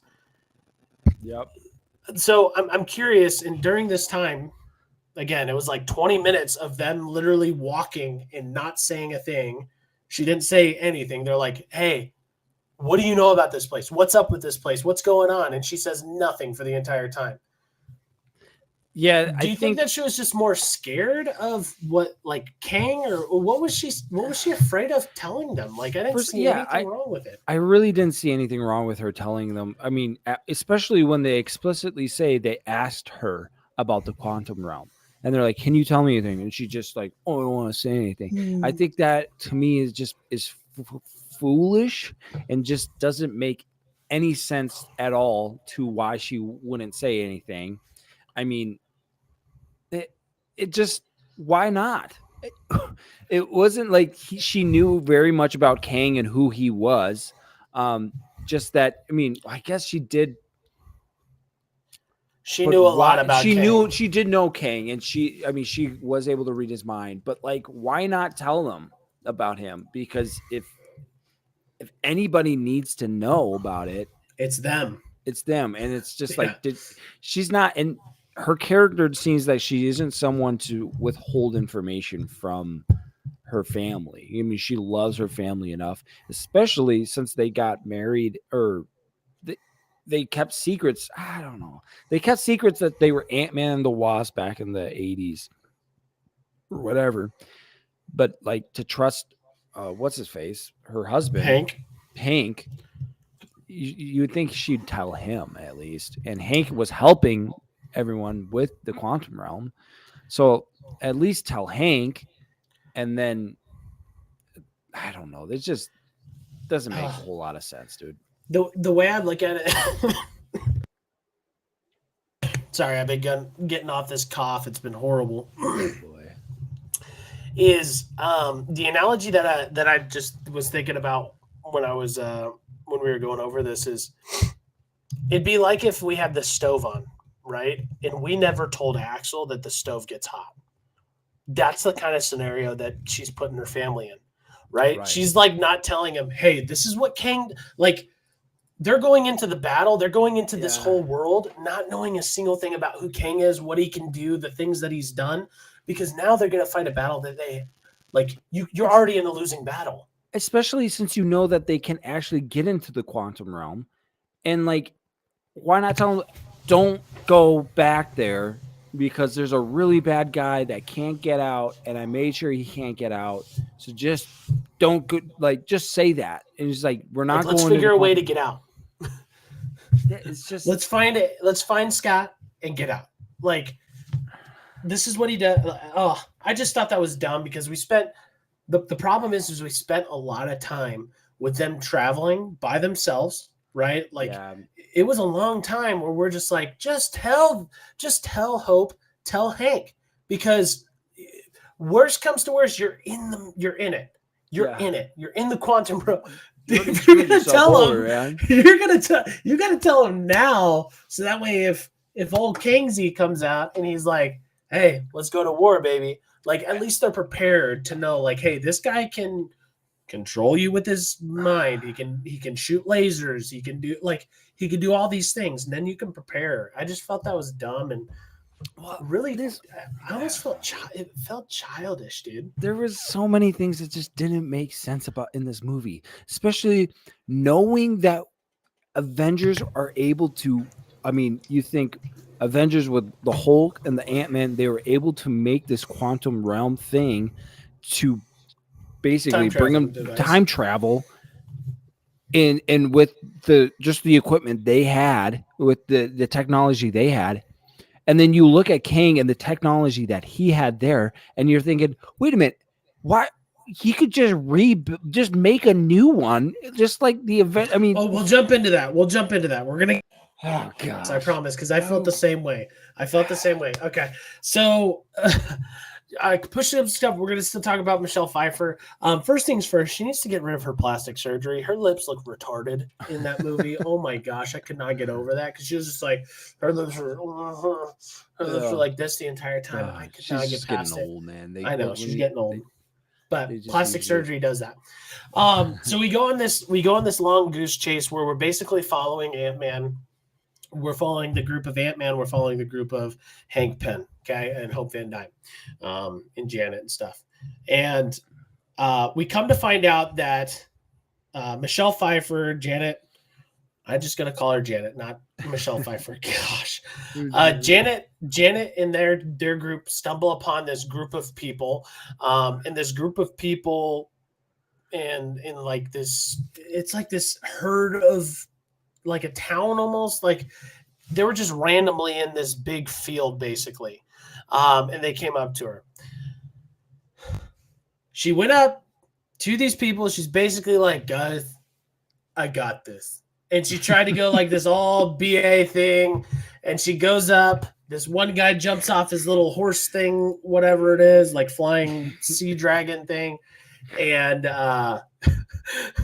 basically she does this one little move where she steals the knife and then comes in and stabs the guy, but the knife goes through her arm. Yeah, it cuts off his arm and stuff like that. Then all of a sudden she was like, "Oh!" and does like this stupid chant. I thought that was the dumbest thing. Like, the one thing that it showed me was that there for a really long time. And she actually learned some sort of fighting skill. So I was expecting her to pull out her own suit and show us some of that stuff. But that was like our only real glimpse of how BA she actually was, because again, she was the Wasp. She was the first Wasp. Um, so she would have been a BA at one point. But to see a little bit of it, it was cool. But I just thought it was dumb the way they introduced that. It was very random, very awkward. I wanted to hear your take on. Yeah, I it was just so obvious that that was going to happen too, because you've seen this so many times in other movies where they're like, "Yeah, don't worry, I got this," and you see I like this got big this. bad guy, and then they walk up and they like fight, and they're like, "Ah, so good to see It's you," kind almost of like thing. Troy, where they're like bringing out the Well, big muscle if you guy. watch Ant-Man 1, that's literally the first scene where Oh yeah, true. Scott Lang is Where they're in the getting prison. beaten up, and then he's like, "Man, you got the weirdest rituals or whatever," and it's just like, you've already done this. You literally already done this before. So we gotta get some new material going too, because it just seems like they're using something for, I mean, obviously from your previous script, and so it's just like we need something new. This is Ant-Man 3, and you're setting up Kang. You're setting up this whole new series, and this is I it's just another test to see that this wasn't this was poorly written. This is just a whole nother thing that's just showing that they just didn't really think too much about it. They just said, Yeah. "Oh, we'll just throw this in here. I think this would be a good idea." Nothing new, nothing original, really coming out of that piece. I The didn't only really thing feel that it. was a benefit for it was that they got the stupid little the Stingray freaking creature to stingray fly. creature thing that they could fly around, and that was in the trailer and stuff like So that. So this is what I didn't like about it as well, is when they put on their little costumes to fit in, and they end up in the city. It oh my, reminded me so much of Star Wars. It was like, are we in Star Wars exactly like now? Star I Wars. was like, this is like, I don't understand. This is just kind of dumb kind of thing, and I get that we're in a whole new like ecosystem, this whole new planet basically, with their their own technology now, everything like that. But like, it's trying to make it a little bit less like Star Wars, because like Let's be original here. yeah, like it's like, what's her face? The Wasp. What's her face name? Oh gosh, I can't. Janet or Yeah, Hope Van Hope. Dyne. Hope is wearing, like, I'm looking at this picture right now. Here, let me show you my screen, and it's just like, what, this part right here, where this Oh, is that's totally Star Wars Star all the Wars. way. That's Yep. totally Star Wars. It's just like originality, people. And that's my, yeah. It's just It's a like no, and I'm 100% on board with you. I agree with you. Even the little the canisters, they have, you know how Star Wars with the walls, they have their own little walls where they have the lights in the walls and they've got the mhm. lines. The canisters had the exact same lines and the Yeah, same, like yeah, everything. It looked, exact vibes. you could have cut that piece out and told me it was Star Wars, and I would have found out, like I would have thought it was Star Wars, right? I could have Right. thought that. You could have thrown that scene in Obi-Wan and I wouldn't have even questioned it. I'm No, serious. that is, It I was know, that bad. 100%, 100%. So It's just, I'm starting to yeah. actually kind of think my rating needs to go down a little bit after thinking about it. It's like some of the stuff is like, it's really bad. Um, it's like so bad, dude. But yeah, so they get to the city, and thanks for driving the point here. They get to the city, and then they go into this like secret little place where she basically opens the minds of Mordia with her hands. Speak friend and enter type thing. She basically opens it up and opens this door, and then all of a sudden there's like this hidden bar in the back. Um, and that's where we are introduced to Bill Murray as Lord Mm, Krylar. And we'll jump into that here in a moment, but we're going to jump to the opposing side at the same time. We're looking at Ant-Man and we're looking at Cassie Lang. Um, because when they're adventuring, when they're looking for Hope, they're looking for Hank, they're looking for Janet, they stumble upon these people and these creatures. Let's just say there's always a bigger fish. They get attacked by one thing, it gets eaten by another thing, and then they're saved by this group of mercenaries and people. Pretty much they take under captive from these people. They start running, get taken captive. I'm just going to say that this group of people, this whole like exhibition, this tribe, whatever they are, they were one of the best parts of this movie. They were one of the best part, in my opinion. Yes. And we'll talk about it in a moment, but I'm curious what your thoughts are on these group of people, the everything about them, as you know, the goo, their quaz. We're talking about Gentora, all of those. I mean, the only original part I think they got from this whole part is that I think was original was what's his face, the mind reader guy, Quaz. I think he was the only original guy in this whole part. I think everything else, Thor. They're kind of relating to Thor, sure, as well as the drinking to understand people. I mean, you could go with other things. I mean, that's from other movies, but this is a whole Thor and Drax, right? That's his name. Talking about Dave Bautista? Yeah, Thor. Yeah, Drax. I think that's who it is. Korg. My bad. Korg. Oh, Korg. Yeah, definitely Korg vibes. Yeah, definitely Korg vibes. They're trying to get that whole vibe with a whole community of people when Thor Ragnarok, I think, is more of what I'm thinking about, is when Thor is, captivated. He has to make friends with these new people, and Korg and other guys are he's got to make friends with. So I got that kind of vibe, especially throughout the whole movie with this whole group. Yeah. Especially Valkyrie is kind of the girl lady really reminded me of Valkyrie. So I mean, not as powerful, but she's not a god. She's not a god, no. And so that's did you think that was a good part of the, like, did you like that part, or was it like, I like that part. I think that was the only part that I really did like with Cassie in it. But it didn't, because it didn't really show Cassie a whole lot. It was more of Scott trying to eat the goo or whatever, the red goo. And I mean, it was funny. I think that was I think that was the most Ant-Man part of the movie. Yeah. If that makes sense. Yeah, I think so too. The most Ant-Man piece. And so, I loved it. I think that was a good part. But like I said, I think there was still some parts that they just stole from, other Avenger movies. Similarities between other movies. And I think that's where it gets back to me of the idea of that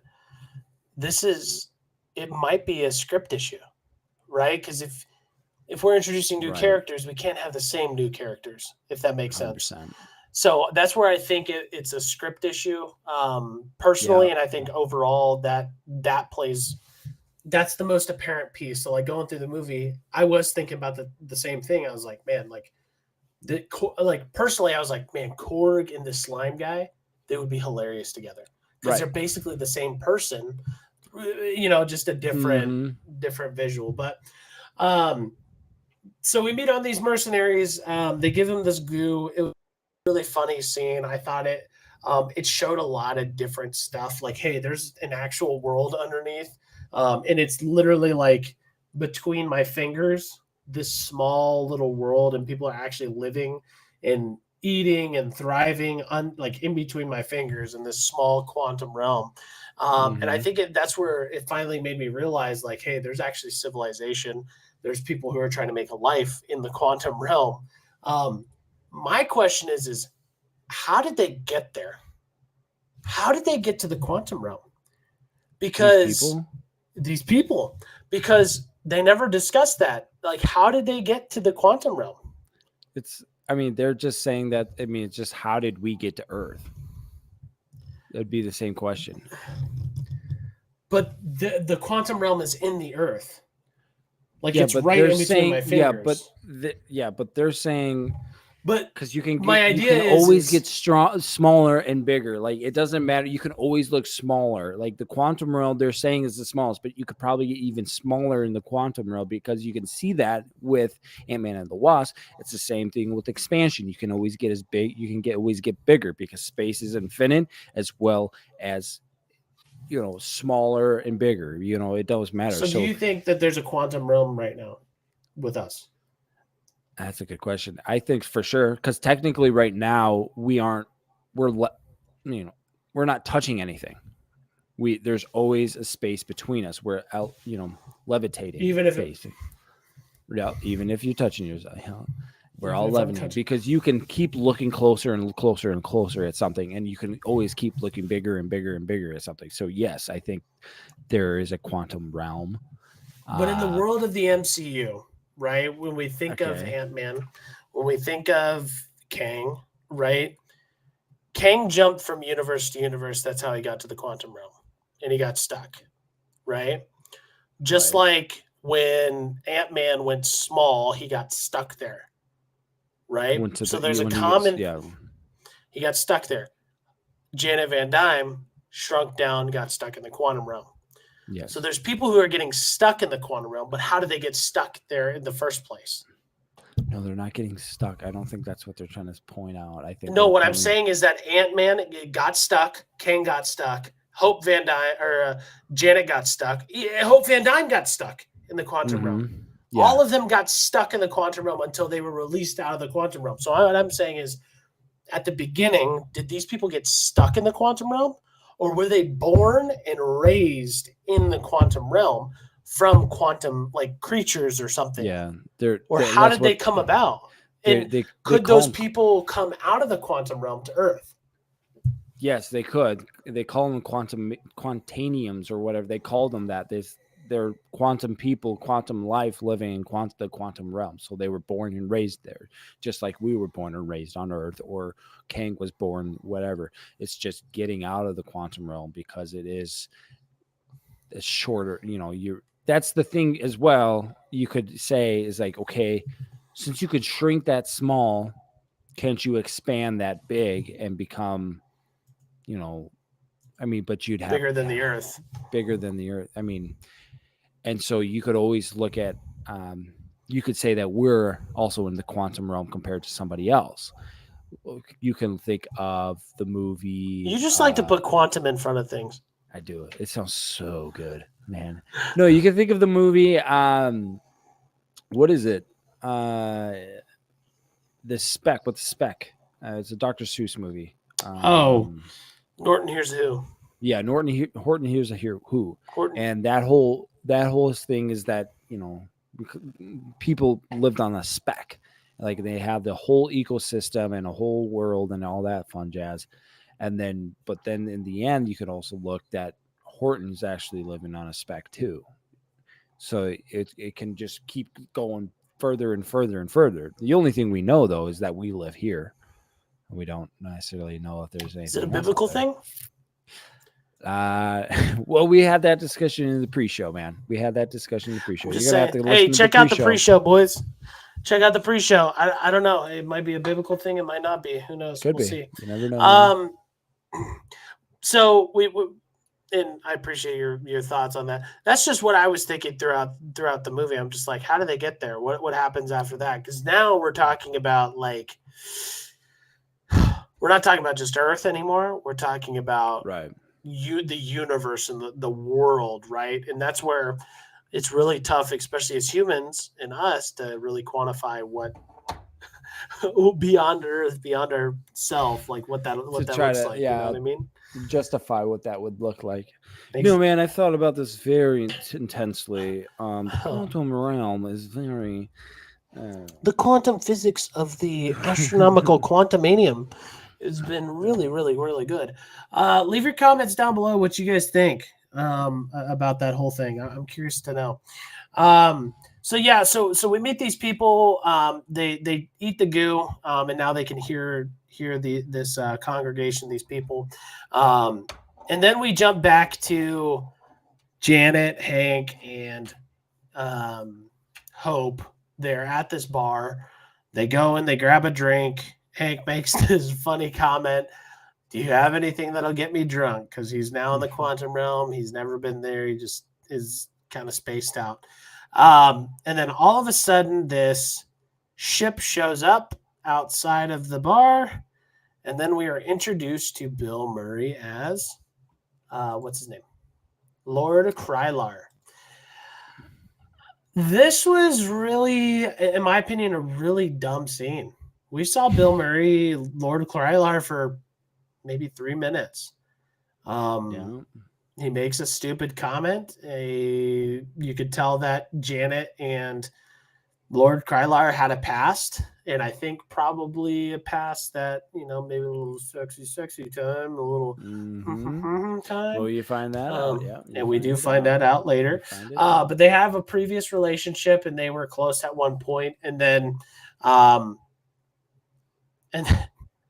and then he dies after 3 minutes. I really think they wasted a character, man. I think they wasted Bill Murray. I think you could have gotten anybody else to play that role, and they would have done fine. I think if you bring in a talent, I think they're literally just saying, "Hey, who can we bring into this movie that's old that we just can bring in?" If that makes sense. Like it'd be like with our Harrison Ford conversation the other day, right? Mhm. With the last podcast. Check that out, by the way. We have a whole talk about Han Solo and Indiana Jones. Mhm. It'd be We're like on bringing 2.5 hours, baby. it'd be like bringing in Harrison Ford and then killing him off 2 minutes later just to say, "Hey, Harrison Ford's in the movie." That's literally what happened. It was a waste. I'm curious what your thoughts are. Like, do you think I wanted to know more backstory? Like, we get so little of what she did, the things that she did in the quantum realm. This was a perfect opportunity for them to talk about stories, about things that they did, and I think it's just wasted, man. I don't necessarily think this is a waste. I think this is just what Bill Murray does. He is now just everybody loves Bill Murray, and to see him, it's just an excitement, and they're ready, like, oh wow, yeah, kind of thing. Just like you would get with Stan Lee. He played a number of different characters through, I mean, the MCU while he was living. Rip. And Rest in peace, yeah. thank you. Man, the myth, the legend.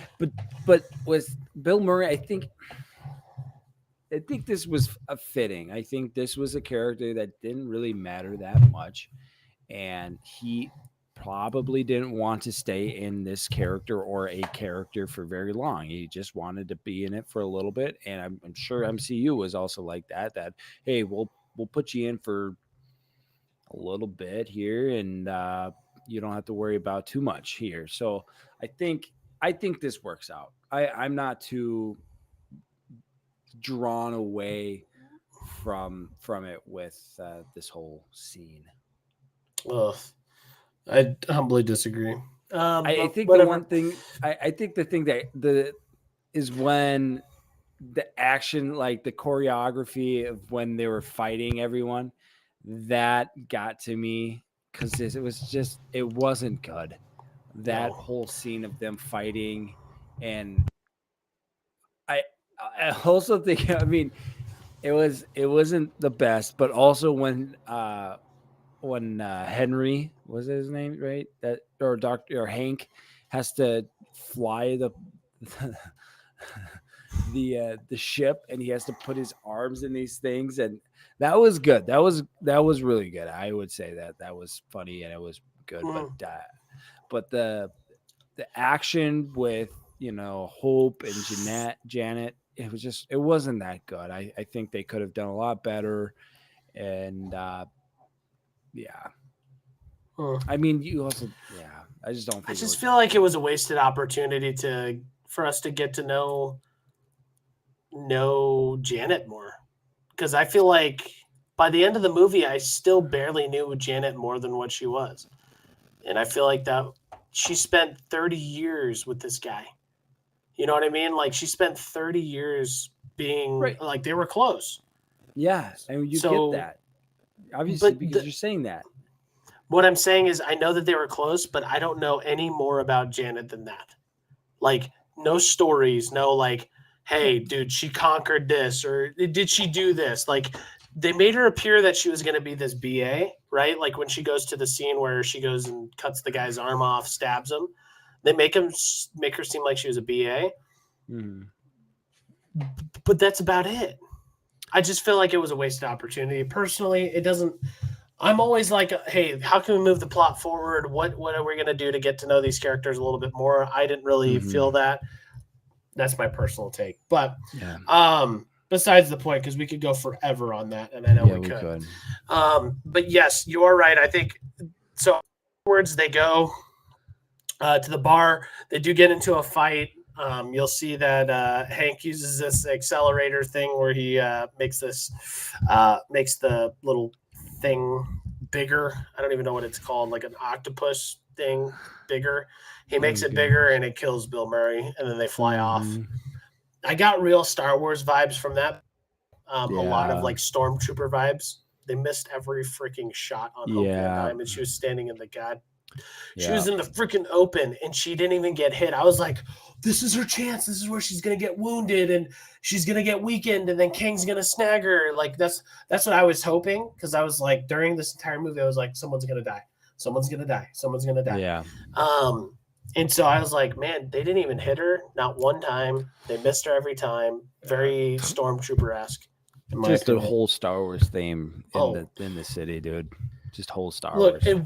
And we love Star Wars, by the way. Like don't get me wrong. Star Wars, Regan's got like we're big Star Wars guys. You know, big Star Wars guys. Cheesy shooting and missing on all of that. Like we're cool with that. Like big Star Wars guys. But this isn't Star Wars. But exactly. That is my point exactly. I can go watch Mandalorian and then miss a shot on Mandalorian like 100 times and be okay with it because it's Star Wars. This is the MCU. Oh, that's BA. BA. Showing off everything now, dude. I'm showing off everything. You got me going. In light of the Mandalorian coming out in what is it? T-minus next Wednesday. Is that really? Next one. Let me just reconfirm here. All right, dude. I haven't. When does the Mandalorian season 3 come out? Yep, March 1st. Yep. Dang, next Wednesday, baby. In light of that, we've got a month until that happens. Freaking, I'm so excited. Pedro Pascal's he's a baller, dude. Freaking baller. But yeah. So like we're big Star Wars people, but we can take it in Star Wars, right? Like you miss a bunch of shots and very weird, like quirky things, like go ahead, that's fine. But this is MCU, right? Don't bring in Star Wars to MCU. I thought that did a very bad job. Next we're gonna jump into kind of the big bad, because after those two scenes, we really start to jump into some we're gonna tread some waters here. Okay. You got that stinking cat. Freaking hate cats, dude. Oh my gosh. Meowing all over. Oh, she hears you too. Freaking go take it. Never mind. Never mind. If your wife is watching, I want her to. She's probably not. She doesn't really well. She doesn't. She doesn't support us, unfortunately. No, never. So we jump into the actual meat and potatoes of the story is actually finally at this point. We're getting into it. The fear of Kang actually starts to come about. He sends out his minions, he sends out his troops, and he sends out his ships, and they are now chased. Cassie or Hank, um, uh, Scott Lang, they all are approached by uh, Kang's minions and stuff like that. Specifically with Scott and Cassie, they were attacked by Kang's minions. And this is where we see a lot of like character development between Cassie and Lang, in my opinion, and we'll discuss that here. But they're blown up. The whole like exhibition that they were in, the town that they were in, the whatever, the convoy, they're now attacked, and so a big war goes on. But we see a little bit of an awkwardness between Cassie and Scott. We see that finally she reveals that she's got her suit. She reveals that she is trying to take up the reins of Ant-Man, and we see the first time that she ever shrinks down. And because I'm curious as we go through this, right? Because we see her ability to kind of suck in it, right? Like she's not very good with her suit. Yep. We see that. And we see throughout the movie, she does get a little bit better as she goes. And at the end, she grows big. There's a funny scene with that at the end, in my opinion. But do you think this was more a movie? Because I thought once this happened, is this a movie for her? Is this a movie for Kang? Is this for a movie for Ant-Man? Because we're learning like she doesn't really know her father all too much, even though like I don't know how many years it's passed because he's wrote this book, he sold this book, she hasn't really worked with him on anything. She's hiding things from him. And this is where I finally start to realize this is a movie for her development. Do you agree? Do you disagree? And I just feel, no, I'll just let you answer there because I think for me, that's a good question. Because like for me, I'm thinking this whole movie isn't necessarily about the Ant-Man or anything. It's to set up the next phase of Marvel. And I think I think it has two parts. It's setting up the new Ant-Man but it's also setting up Kang, which we see in the end credits that there's multiple Kangs, and that's gonna be the biggest threat, is that they're fighting multiple Kangs.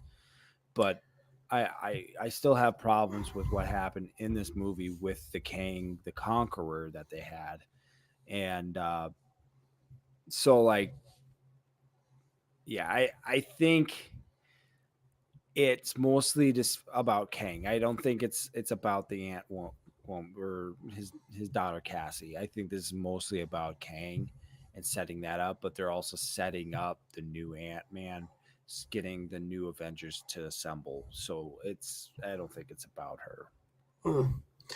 I just felt like as they go through this scene, like jump punch. That's all you got to do. Jump punch. Like throughout that time, I'm just thinking to myself, like what are we actually like? These are. I thought this throughout pretty much this entire movie, this group of people, they're a bunch of freaking broken people, man. Hope Van Dyne doesn't even talk to her husband about the quantum realm. Cassie and Scott, sure, they're close, father and that's your father and that's your daughter, but like you clearly see that they have not been like, they're not honest with each other. They're not talking to each other about things. They're not learning about each other, right? Because if they did, Scott would have already taught her that. Scott would have already like said, hey, this is what you can do with your suit, right? Because she already had the suit beforehand.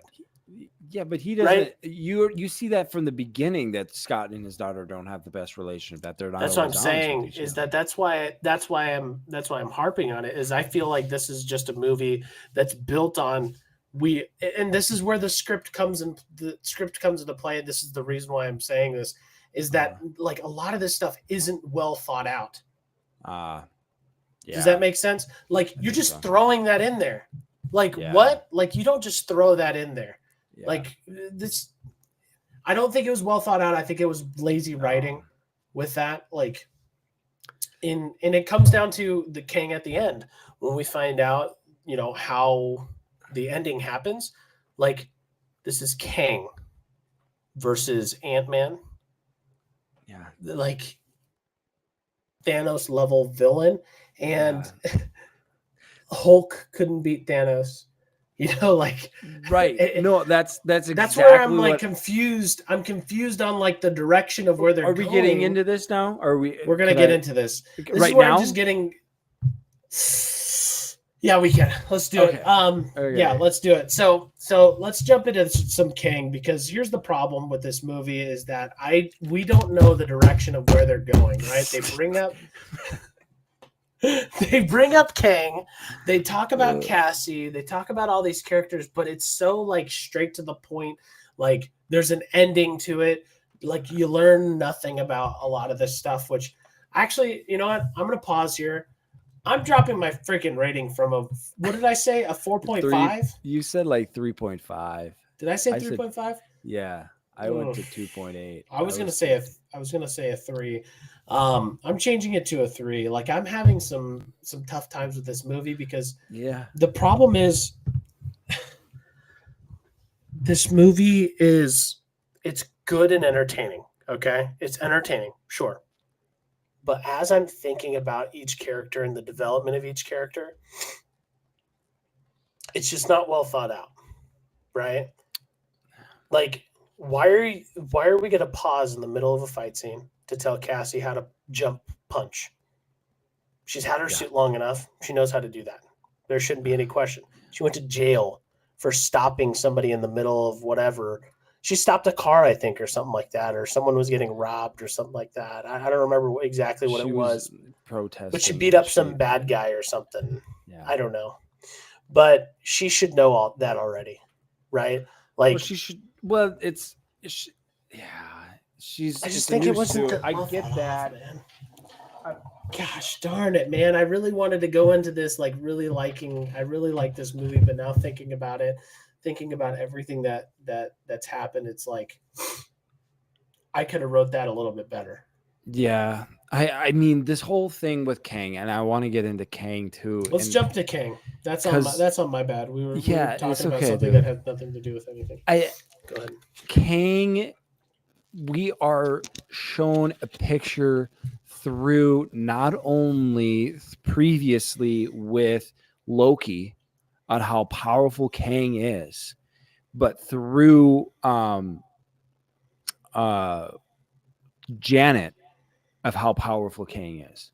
I mean, Kang the Conqueror, and how powerful he is the worst of all the Kangs, and he is the outcast from the Kangs, and we don't necessarily know if there are good, the other Kangs are good or whatever, but he's an outcast from all the other Kangs, so he's got to be just downright horrible and evil, and as well as he was conquering planets and killing people. And we get into Kang, and you see somewhat of his powers when he's fighting the mercenaries or the whatever they're called, the rebels, and he's got like he's got like these laser beams and just killing everybody, and you're like, okay, yeah, sweet.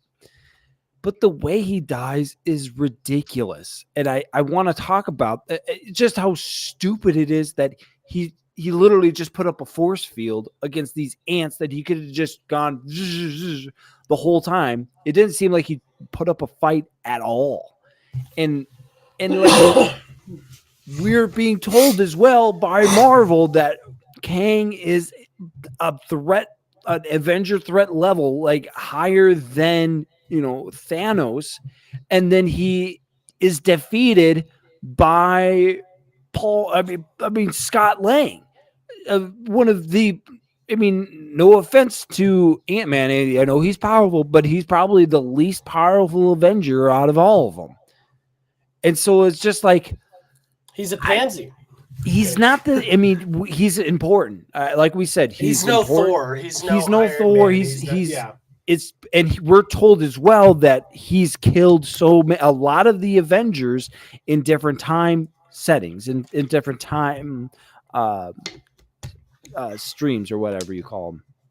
Many times. He's killed the Avengers many times. Yes, and he's like, "Oh, what one of you?" And it's just like, you before. oh gosh. And then this is how he dies, is through ants basically crawling on him, and it's just like, there's no way. This is just you could have done. I don't know. I think that's just lies the problem. I think they should have. I don't know. I don't know how they could have gone better, or I think that they kills. This is where my argument comes into play. I think in the beginning of or the trailers, I thought they were going to kill somebody. Kang is a Thanos level, Avenger level threat. He should have killed somebody in this movie. I think Scott, personally, and this is my opinion. No, I love Paul Rudd. You're right. I love Hope Van Dyne. I love the person who plays them. But I think either Hank, Janet, Hope, or Scott should have died in this movie. One of them.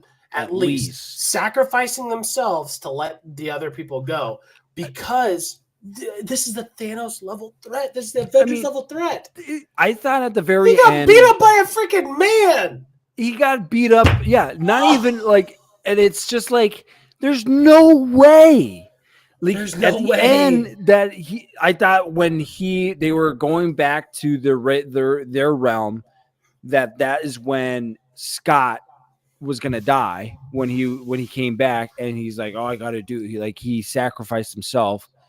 But I don't know, that whole just doesn't make sense. You're really throwing him below what you've been saying that he is this whole time, and it's just so sad. Let's not caveat, but let's change a little bit of what we're saying. Is Jonathan Majors the person who played Kang, he did it fantastic. Him acting as Kang, he did a great job.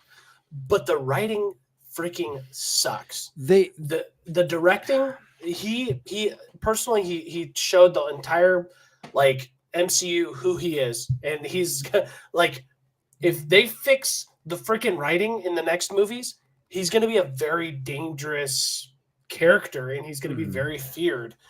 But they did not write him very well. I'm a huge Jonathan Majors, and I think he's a great actor. I think fantastic. And they just really, they didn't emphasize here. They could have used him a lot better, and in this whole scenario, just bombed. They just bombed it. They ruined the movie with just a great cast, except for Cassie, and they could have done so much, but the writing was bad, and I think we've emphasized it a lot, but I mean, each point we go back to throughout this whole movie, it's a weak script, is just the story, and it's bad. I mean, besides Cassie, the bad actor, that's just the bad. It's just bad. That's about it.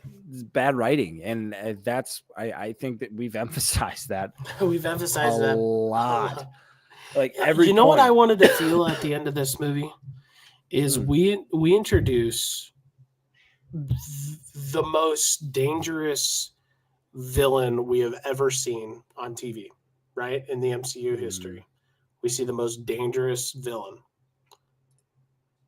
I want to feel what I felt in Avengers Infinity War, right? When Thanos snaps and people start to fade away, and what is it called? Disappear. Not disappear. What is it? They get snapped. What the frick is it called? The blip. They get blipped. Spider-Man, No Way Home. Spider-Man, Far From Home. They get blipped. They get snapped into, and I think personally when they snapped, I was like, they're dead. they're gone. They're gone forever. Like Right.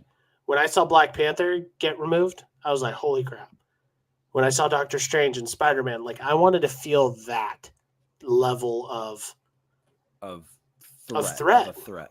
Like each movie, you just never know who's going to get killed, who's going to get removed, right? And that's what I was feeling going through this is we're going to introduce this guy and going and watching and reading more about him. He's dangerous. He's not somebody you mess with. No. And we bring it to the cinema, and I was just very, very, what's the word? Unmotivated, really moving forward. Because I'm just thinking to myself, if they're not going to kill Ant-Man, like who are they going to kill? Like Ant-Man would have been the easiest one in my opinion.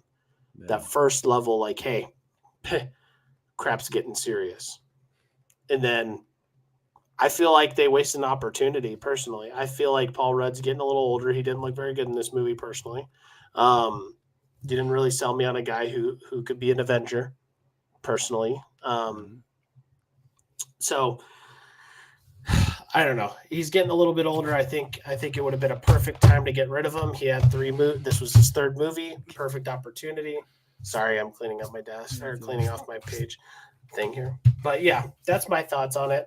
A couple other ones that I want to discuss, a couple characters, and then we will go into some other thoughts here in a moment. But come to find out throughout the movie is that a little old friend pops up from the past, from the freaking past, and not in the same size or the same look as he did before. We get MODOK. Coming back to the screen, we've got Darren. What's his name? Where is he at? His name's Darren in the show. Gosh. Screw it. His name's Darren, and he comes out, and he's now MODOK in the movie. Darren was from episode or Ant-Man 1, where he is he is creating his own suit. They fight at the train in Cassie's room, and as he gets destroyed into the quantum realm, come to find out he's still alive. His head was not shrunk as much as his legs and his arms were. And come to find out, King created like a little suit for him to be the most dangerous weapon. I'm curious what your thoughts are on that. I think MODOK. it was funny. I didn't have like a fear of him. I think they could have done a lot better with making him better, like as a weapon, because you're told that he's like the most dangerous weapon, that he's just a killing machine and nobody can take him down, whatever. And you don't get that feeling. The mechanized organism designed only for killing. And that just didn't fit well, especially the CGI with it was just poorly done. You just feel like it's just his face is squished in there. You don't feel like it, like any depth that was there. I think they could have done better with the depth with his nose and his face, but I think it was, I thought it was, I think it was hilarious though, the way they had him and the way they reacted to him, because not even the characters were very afraid of him. And they just didn't seem that too like shocked or even, faint about this new guy and this character that's supposed to be a killing machine. I echo everything you're saying. But when he has his mask on, though, he is a beast. He looks pretty dang cool. Yeah. I was going to show this here really quick, actually, because we didn't. I don't know if did we see that in the trailer. I think we did. I think we did see that in the trailer. I don't think so. I don't know. I'm just going to show it here. So this is what he looks like when he's got his mask on. When he's got his mask and then he's got his little arms. I thought that looked pretty cool. But overall, I mean, he is supposed to be a dorky character, I think. and I don't think that he's ever really taken seriously. Like look at that, I am Modoc. He's sitting in a big old chair. Captain America's on the floor, but yeah, I think the CGI didn't do a very good job on that. Yeah. But I thought it was funny though. I think it was pretty funny. Yeah. The I way thought he it was died funny. was kind of funny. Yeah. Yeah. I thought He's that was like- great. He goes and chases Cassie, and they come to a ledge. And what did he say? I don't remember what he asked her, but something like, "How do I be better?" or something like that. And she's like, "You can start by stop being a dick." And then he goes, "I am not a dick. I am not a dick." And he basically saves Ant-Man by attacking Kang and stuff like that. But overall, I do think that, I mean, he was okay. I mean, he wasn't bad. I think he was enjoyable to watch, personally. But teaches their own on that. Right. The one character I really was kind of I really want to talk about because he was a very unique character, and I hope he comes back at some point, is Quaz. There was a lot of rumors with Quaz and the character. Let me pull up who plays the guy again. William Jackson Harper. William Jackson Harper. There was a rumor that because his character was actually not revealed. I think they were trying to hide it or something like that. Is that there was a fan theory that he was going to be Reed Richards from the Fantastic Four. Come to find out, he was not Reed Richards from the Fantastic Four, but he was Quaz. We haven't ever had a telepath like that where they could figure out the truth. And I think personally, I really liked the actor himself. I think he did a really good job. I think they bring him back. I think they bring him back. What are your thoughts on that? Yeah, 100%. I think he does a great job. He's lovable, great actor. I forget what TV show he's in. Oh, he did a really good one. Oh my gosh. Can't think about it. What is his name? You looking it up? Yeah, I'm looking it up right now. But he does. He did The Good Place. He did The Good Place. He was on Midsommar. Yeah, that's it. He's The Good Place. That's where I've seen him, and I loved him in that. He did a great job, and I think you keep him with that as well. I mean, with him, Jonathan Major. I mean, those guys right there are top-notch actors. But then you mean one villain, and then this guy's kind of more of not even like a main character that's coming. Quaz is more of just like this kind of side character, I feel like, in the MCU. Yeah. But the things now we're trying to look forward to is this new Avenger group, and it's just these kids that aren't even, they're not top-notch actors like Cassie Lang and Catherine Newton. And it's, I don't know, that's where I'm having difficulties with this whole thing. It's just their choice of actors for this upcoming new young Avengers that are supposed to be top-notch. And it's just, we got to get better there. You got to get better. I think the one thing that Marvel always does really good at, and they kind of sucked out with Catherine Newton, is they bring in really good actors normally. She didn't do a very good job, in my opinion. She doesn't really sell it to me. Maybe the next one she'll be all right. Whatever she's in. Quaz is really good. But all in all, I think overall, in the end of the movie, is Ant-Man basically beats up Kang and destroys Kang, and he goes back to normal. And that's he goes back to like normal living, and nothing really is affected. That's where the ending, it really hit me. I hate the fact that he just was able to kill him. Again, I wish that they would have killed him off or something. They were setting it up, dude. They were freaking setting it up, man. It was just him and Kang, and I thought Kang was going to kill him. And I was like, that would have been the ending I would have asked for, right? Because then now, that would have been a good ending Cassie right there. All of them, there's actually something to fight for. Now, hey, I just beat freaking Kang. Guess what? We can all beat Kang now. We can all beat Kang. Yeah, don't worry Ant-Man about doesn't it. have I believe. steroids or anything like Captain America did, but he could just freaking beat up some god. Beat He up could a just, king. yeah, like Kang, all that he was had so was dumb. his. Yeah, I agreed. But He couldn't overall, Yeah. go ahead. Well, You're like, good, you're good. King, he like during that fight scene, he loses all of his equipment, his technology stuff. But he's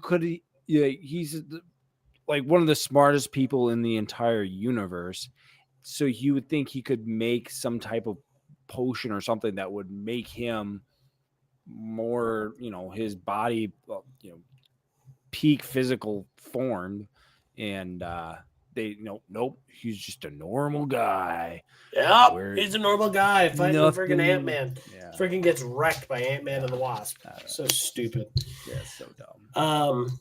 But yeah, so that's the movie. I think overall, and again, look, go watch it for yourself. You have all your own opinions, right? Like, if you've gotten to this point and you've watched the podcast and you haven't seen it, like, go watch it, make your own adjustments or make your own thoughts. If you have seen it and you've gotten to this point, we want to know what your thoughts are below. We're going to jump into the end credits because they're a little bit different than the actual movie. We get a little bit of a spoiler for Loki. And then we get a little bit of a callback to the comics in the other one. So first and foremost, Loki, freaking amazing season. Great TV show. I give it a 5 out of 5. It's probably one of the best Marvel shows that they came out with, in my opinion. I'm curious, what's your rating? How do you think that end credit scene plays moving forward? It's going to be, I hope that this is another way of them setting themselves up. They've had multiple.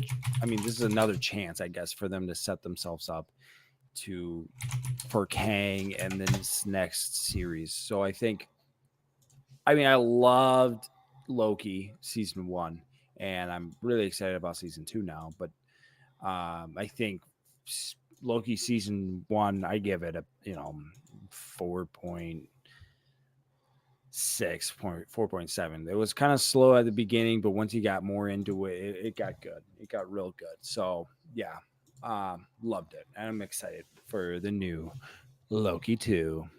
I'm freaking excited.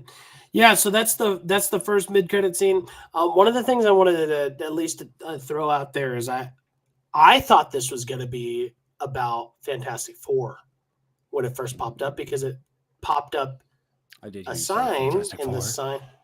It popped up a sign that said Victor, and I was thinking to myself, Victor Von Doom, Fantastic Four. Come to find out it was Loki, so I was a little heartbroken there. We'll talk about Fantastic Four here in a moment because I think that's a big part moving forward. And then then the second end credit scene, we see all of the variants of Kang. We see Kimra Tat. That's the variant of Kang. Pharaoh Ramatat, where he's like an Egyptian. We see the Scarlet Centurion. We see Mortis. I don't know if you've read the comics. I've read a little bit of them, and I've been watching a lot of videos on Kang and his backstory. But those guys are the guys. Like those are the guys of Kang. So I'm curious, you not knowing anything about like the comics all too much or having a little limited knowledge, how excited were you to see that? Did that play a role if you didn't know anything about the comics? About the new Kang, all the Kangs and all that stuff. Yeah. I think, I don't know. I guess it doesn't play too much of a role. I don't know too much of understanding what was going on. So for me, I'm more skeptical, especially after watching that Kang, of what these other Kangs are capable of. Because like I said, this Kang that was the outcast of all these Kangs, And so I'm assuming that these kings are not as powerful or as not as uh,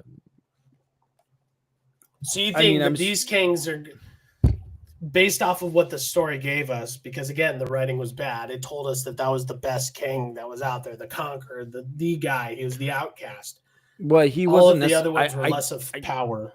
I Or did guess I you mean make that all the conclusion? kings joining together would be more powerful than him. But individually, no, he was going around killing other kings. So I would understand that uh, why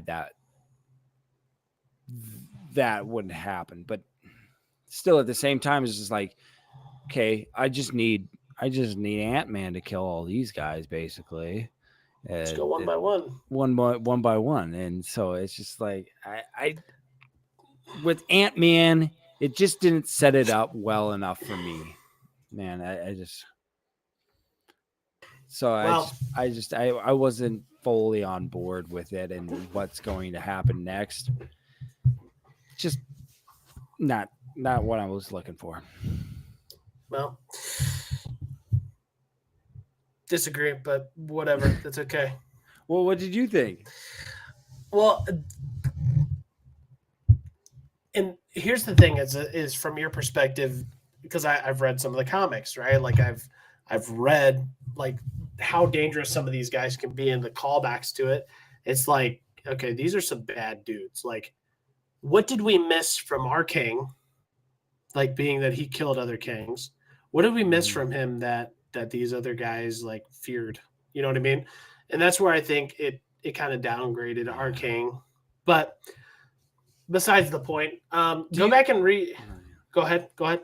I was just gonna ask, like, do you think that they're changing up from the comics because that I feel like is going to be their downfall because if they move away from the comics, I think no one's gonna want to watch this. They're down MCU. I think. I mean, Marvel It's Infinity Wars has been their peak. They have yet they're falling down right now. There's nothing that really that's keeping them really up a whole lot. Maybe Guardians of the Galaxy, but this is not what people want.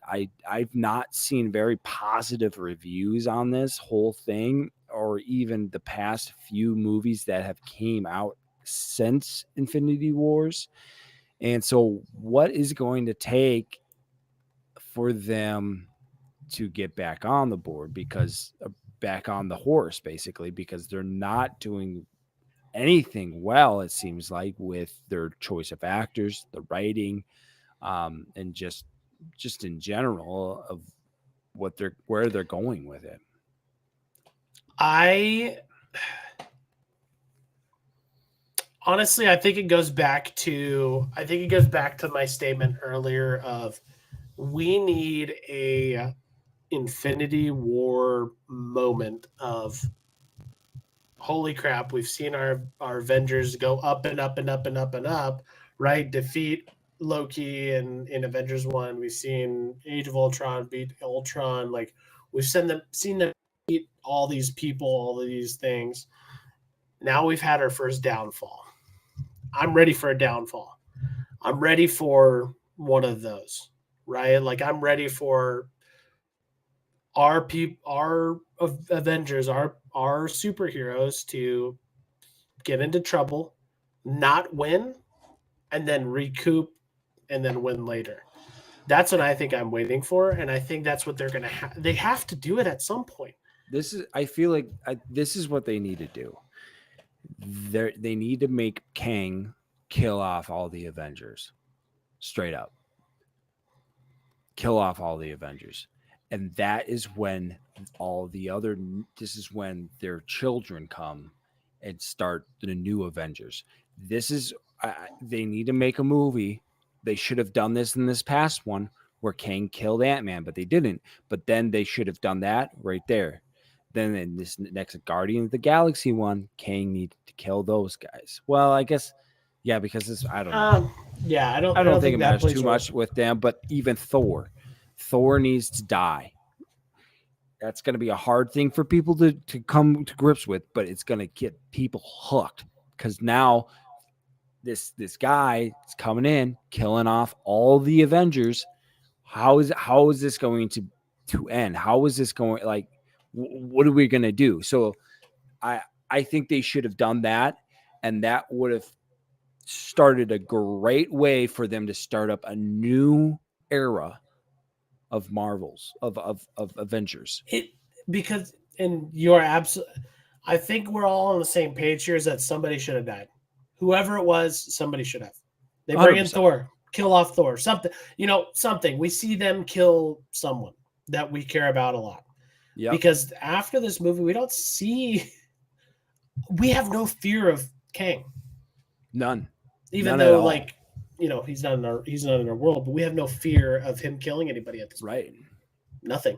None. So that's where I think I'd agree with you.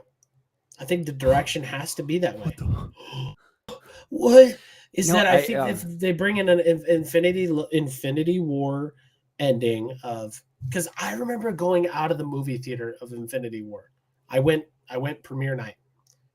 Mm-hmm. And seeing all of them die and lose, and that's how they end the movie. Like, I'm ready for more. Like, cry. I was about to cry because I was like, holy crap. Like, and everybody's gone. People love Ant-Man. People love Thor. And to show that, I mean, I think you do it movie by movie, though, and not in just one entire movie. You go each movie. So the next Thor movie, you kill off Thor. And then this Ant-Man movie, you kill off Ant-Man.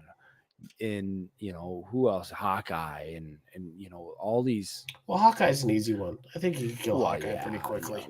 Well, actually, I don't know, because Ant-Man friggin' took him to the test here. Tell you what.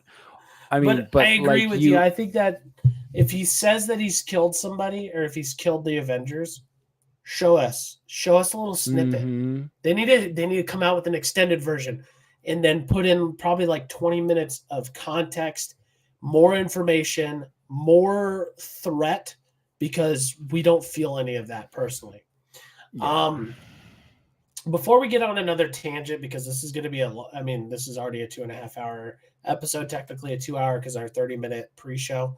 I am very pissed off that they didn't introduce Fantastic Four in this freaking movie.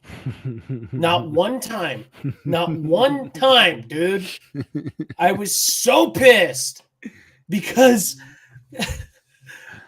Reed Richards, his father, is Kang the Conqueror, aka Nathaniel Reed, or Nathaniel Richards.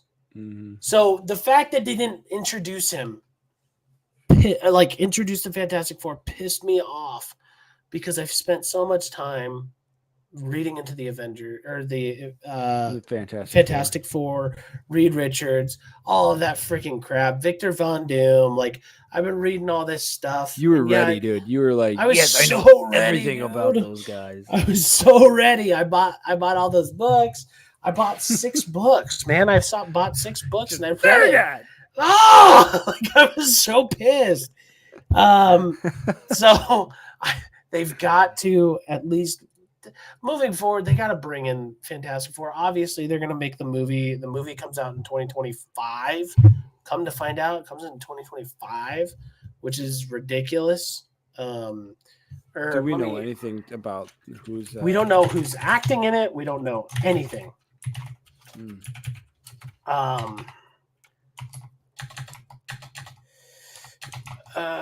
So it comes out in 2025.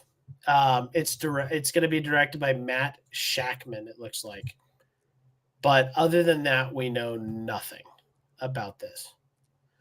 And the problem is that Reed Richards plays a huge role moving forward. We introduced Kang, his father.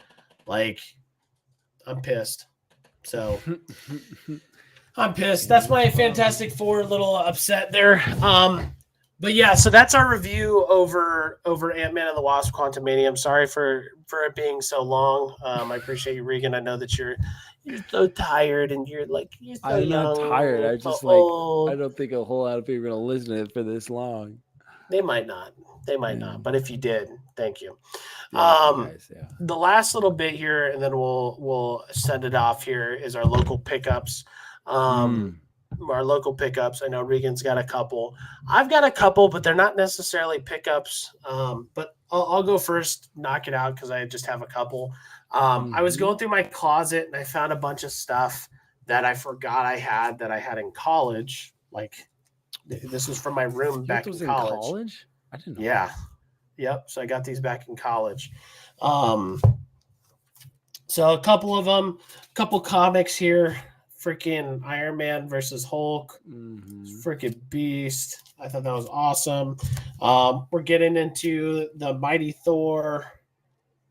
Freaking awesome there. Friggin' Spider-Man and Hawkeye. I thought that was pretty freaking sweet, dude. That was so freaking sweet. So good. Oh, so man. good. And then the last one, which I think looks, in my opinion, looks the coolest, was this one. It's a freaking Spider-Man, dude. But yeah, I found those in the closet. It had been lost for a really long. I didn't even know that they were in there, to be honest with you. I don't really have any local pickups this week, but that's what I got. So, Regan got a lot of stuff this week. Go ahead, Regan. Show us what you got. I didn't really get a whole lot of stuff. You got gifted a lot of stuff. I got gifted a lot of stuff. I showed you guys at the beginning. My things. Yeah, what you got me. Yeah, I didn't really get anything. I did want to show you guys. I mean, unless, do you think I should show? I don't know. Dude, freaking show him, man. Dude, I don't even know what to show. I don't know what to show him. Show it to I don't think I have them ready though. Maybe next week. I do want to show you because we do get some fan stuff that I want to show you guys that were sent in. So if you guys do have some local pickup stuff, send it to our email. It's at the Goof and Goober Show at Gmail. We check that frequently, and we want to see what you guys. But I put a little slideshow for you guys about some local pickups from our fans. So here's a little. Oh wait, I gotta go live with this. So this is a little Punisher, Wolverine, and Ghost Rider here. Oh wow, really great. Then we got, I don't know what this one is. It should have it on the bottom here if it goes. Little Black Panther, Archangel 8. I don't think I've ever seen that before. Nope. And then I really like this last one with this Black Cat with the Infinity Gauntlet. Oh wow. Yeah. And yeah, that's pretty sweet. Whoa. Yeah, jeez. You guys. Oh, sorry. Yeah, don't worry. I cut that part out. Thanks, you worry. Man. Appreciate it. I got you, dude. Ugh.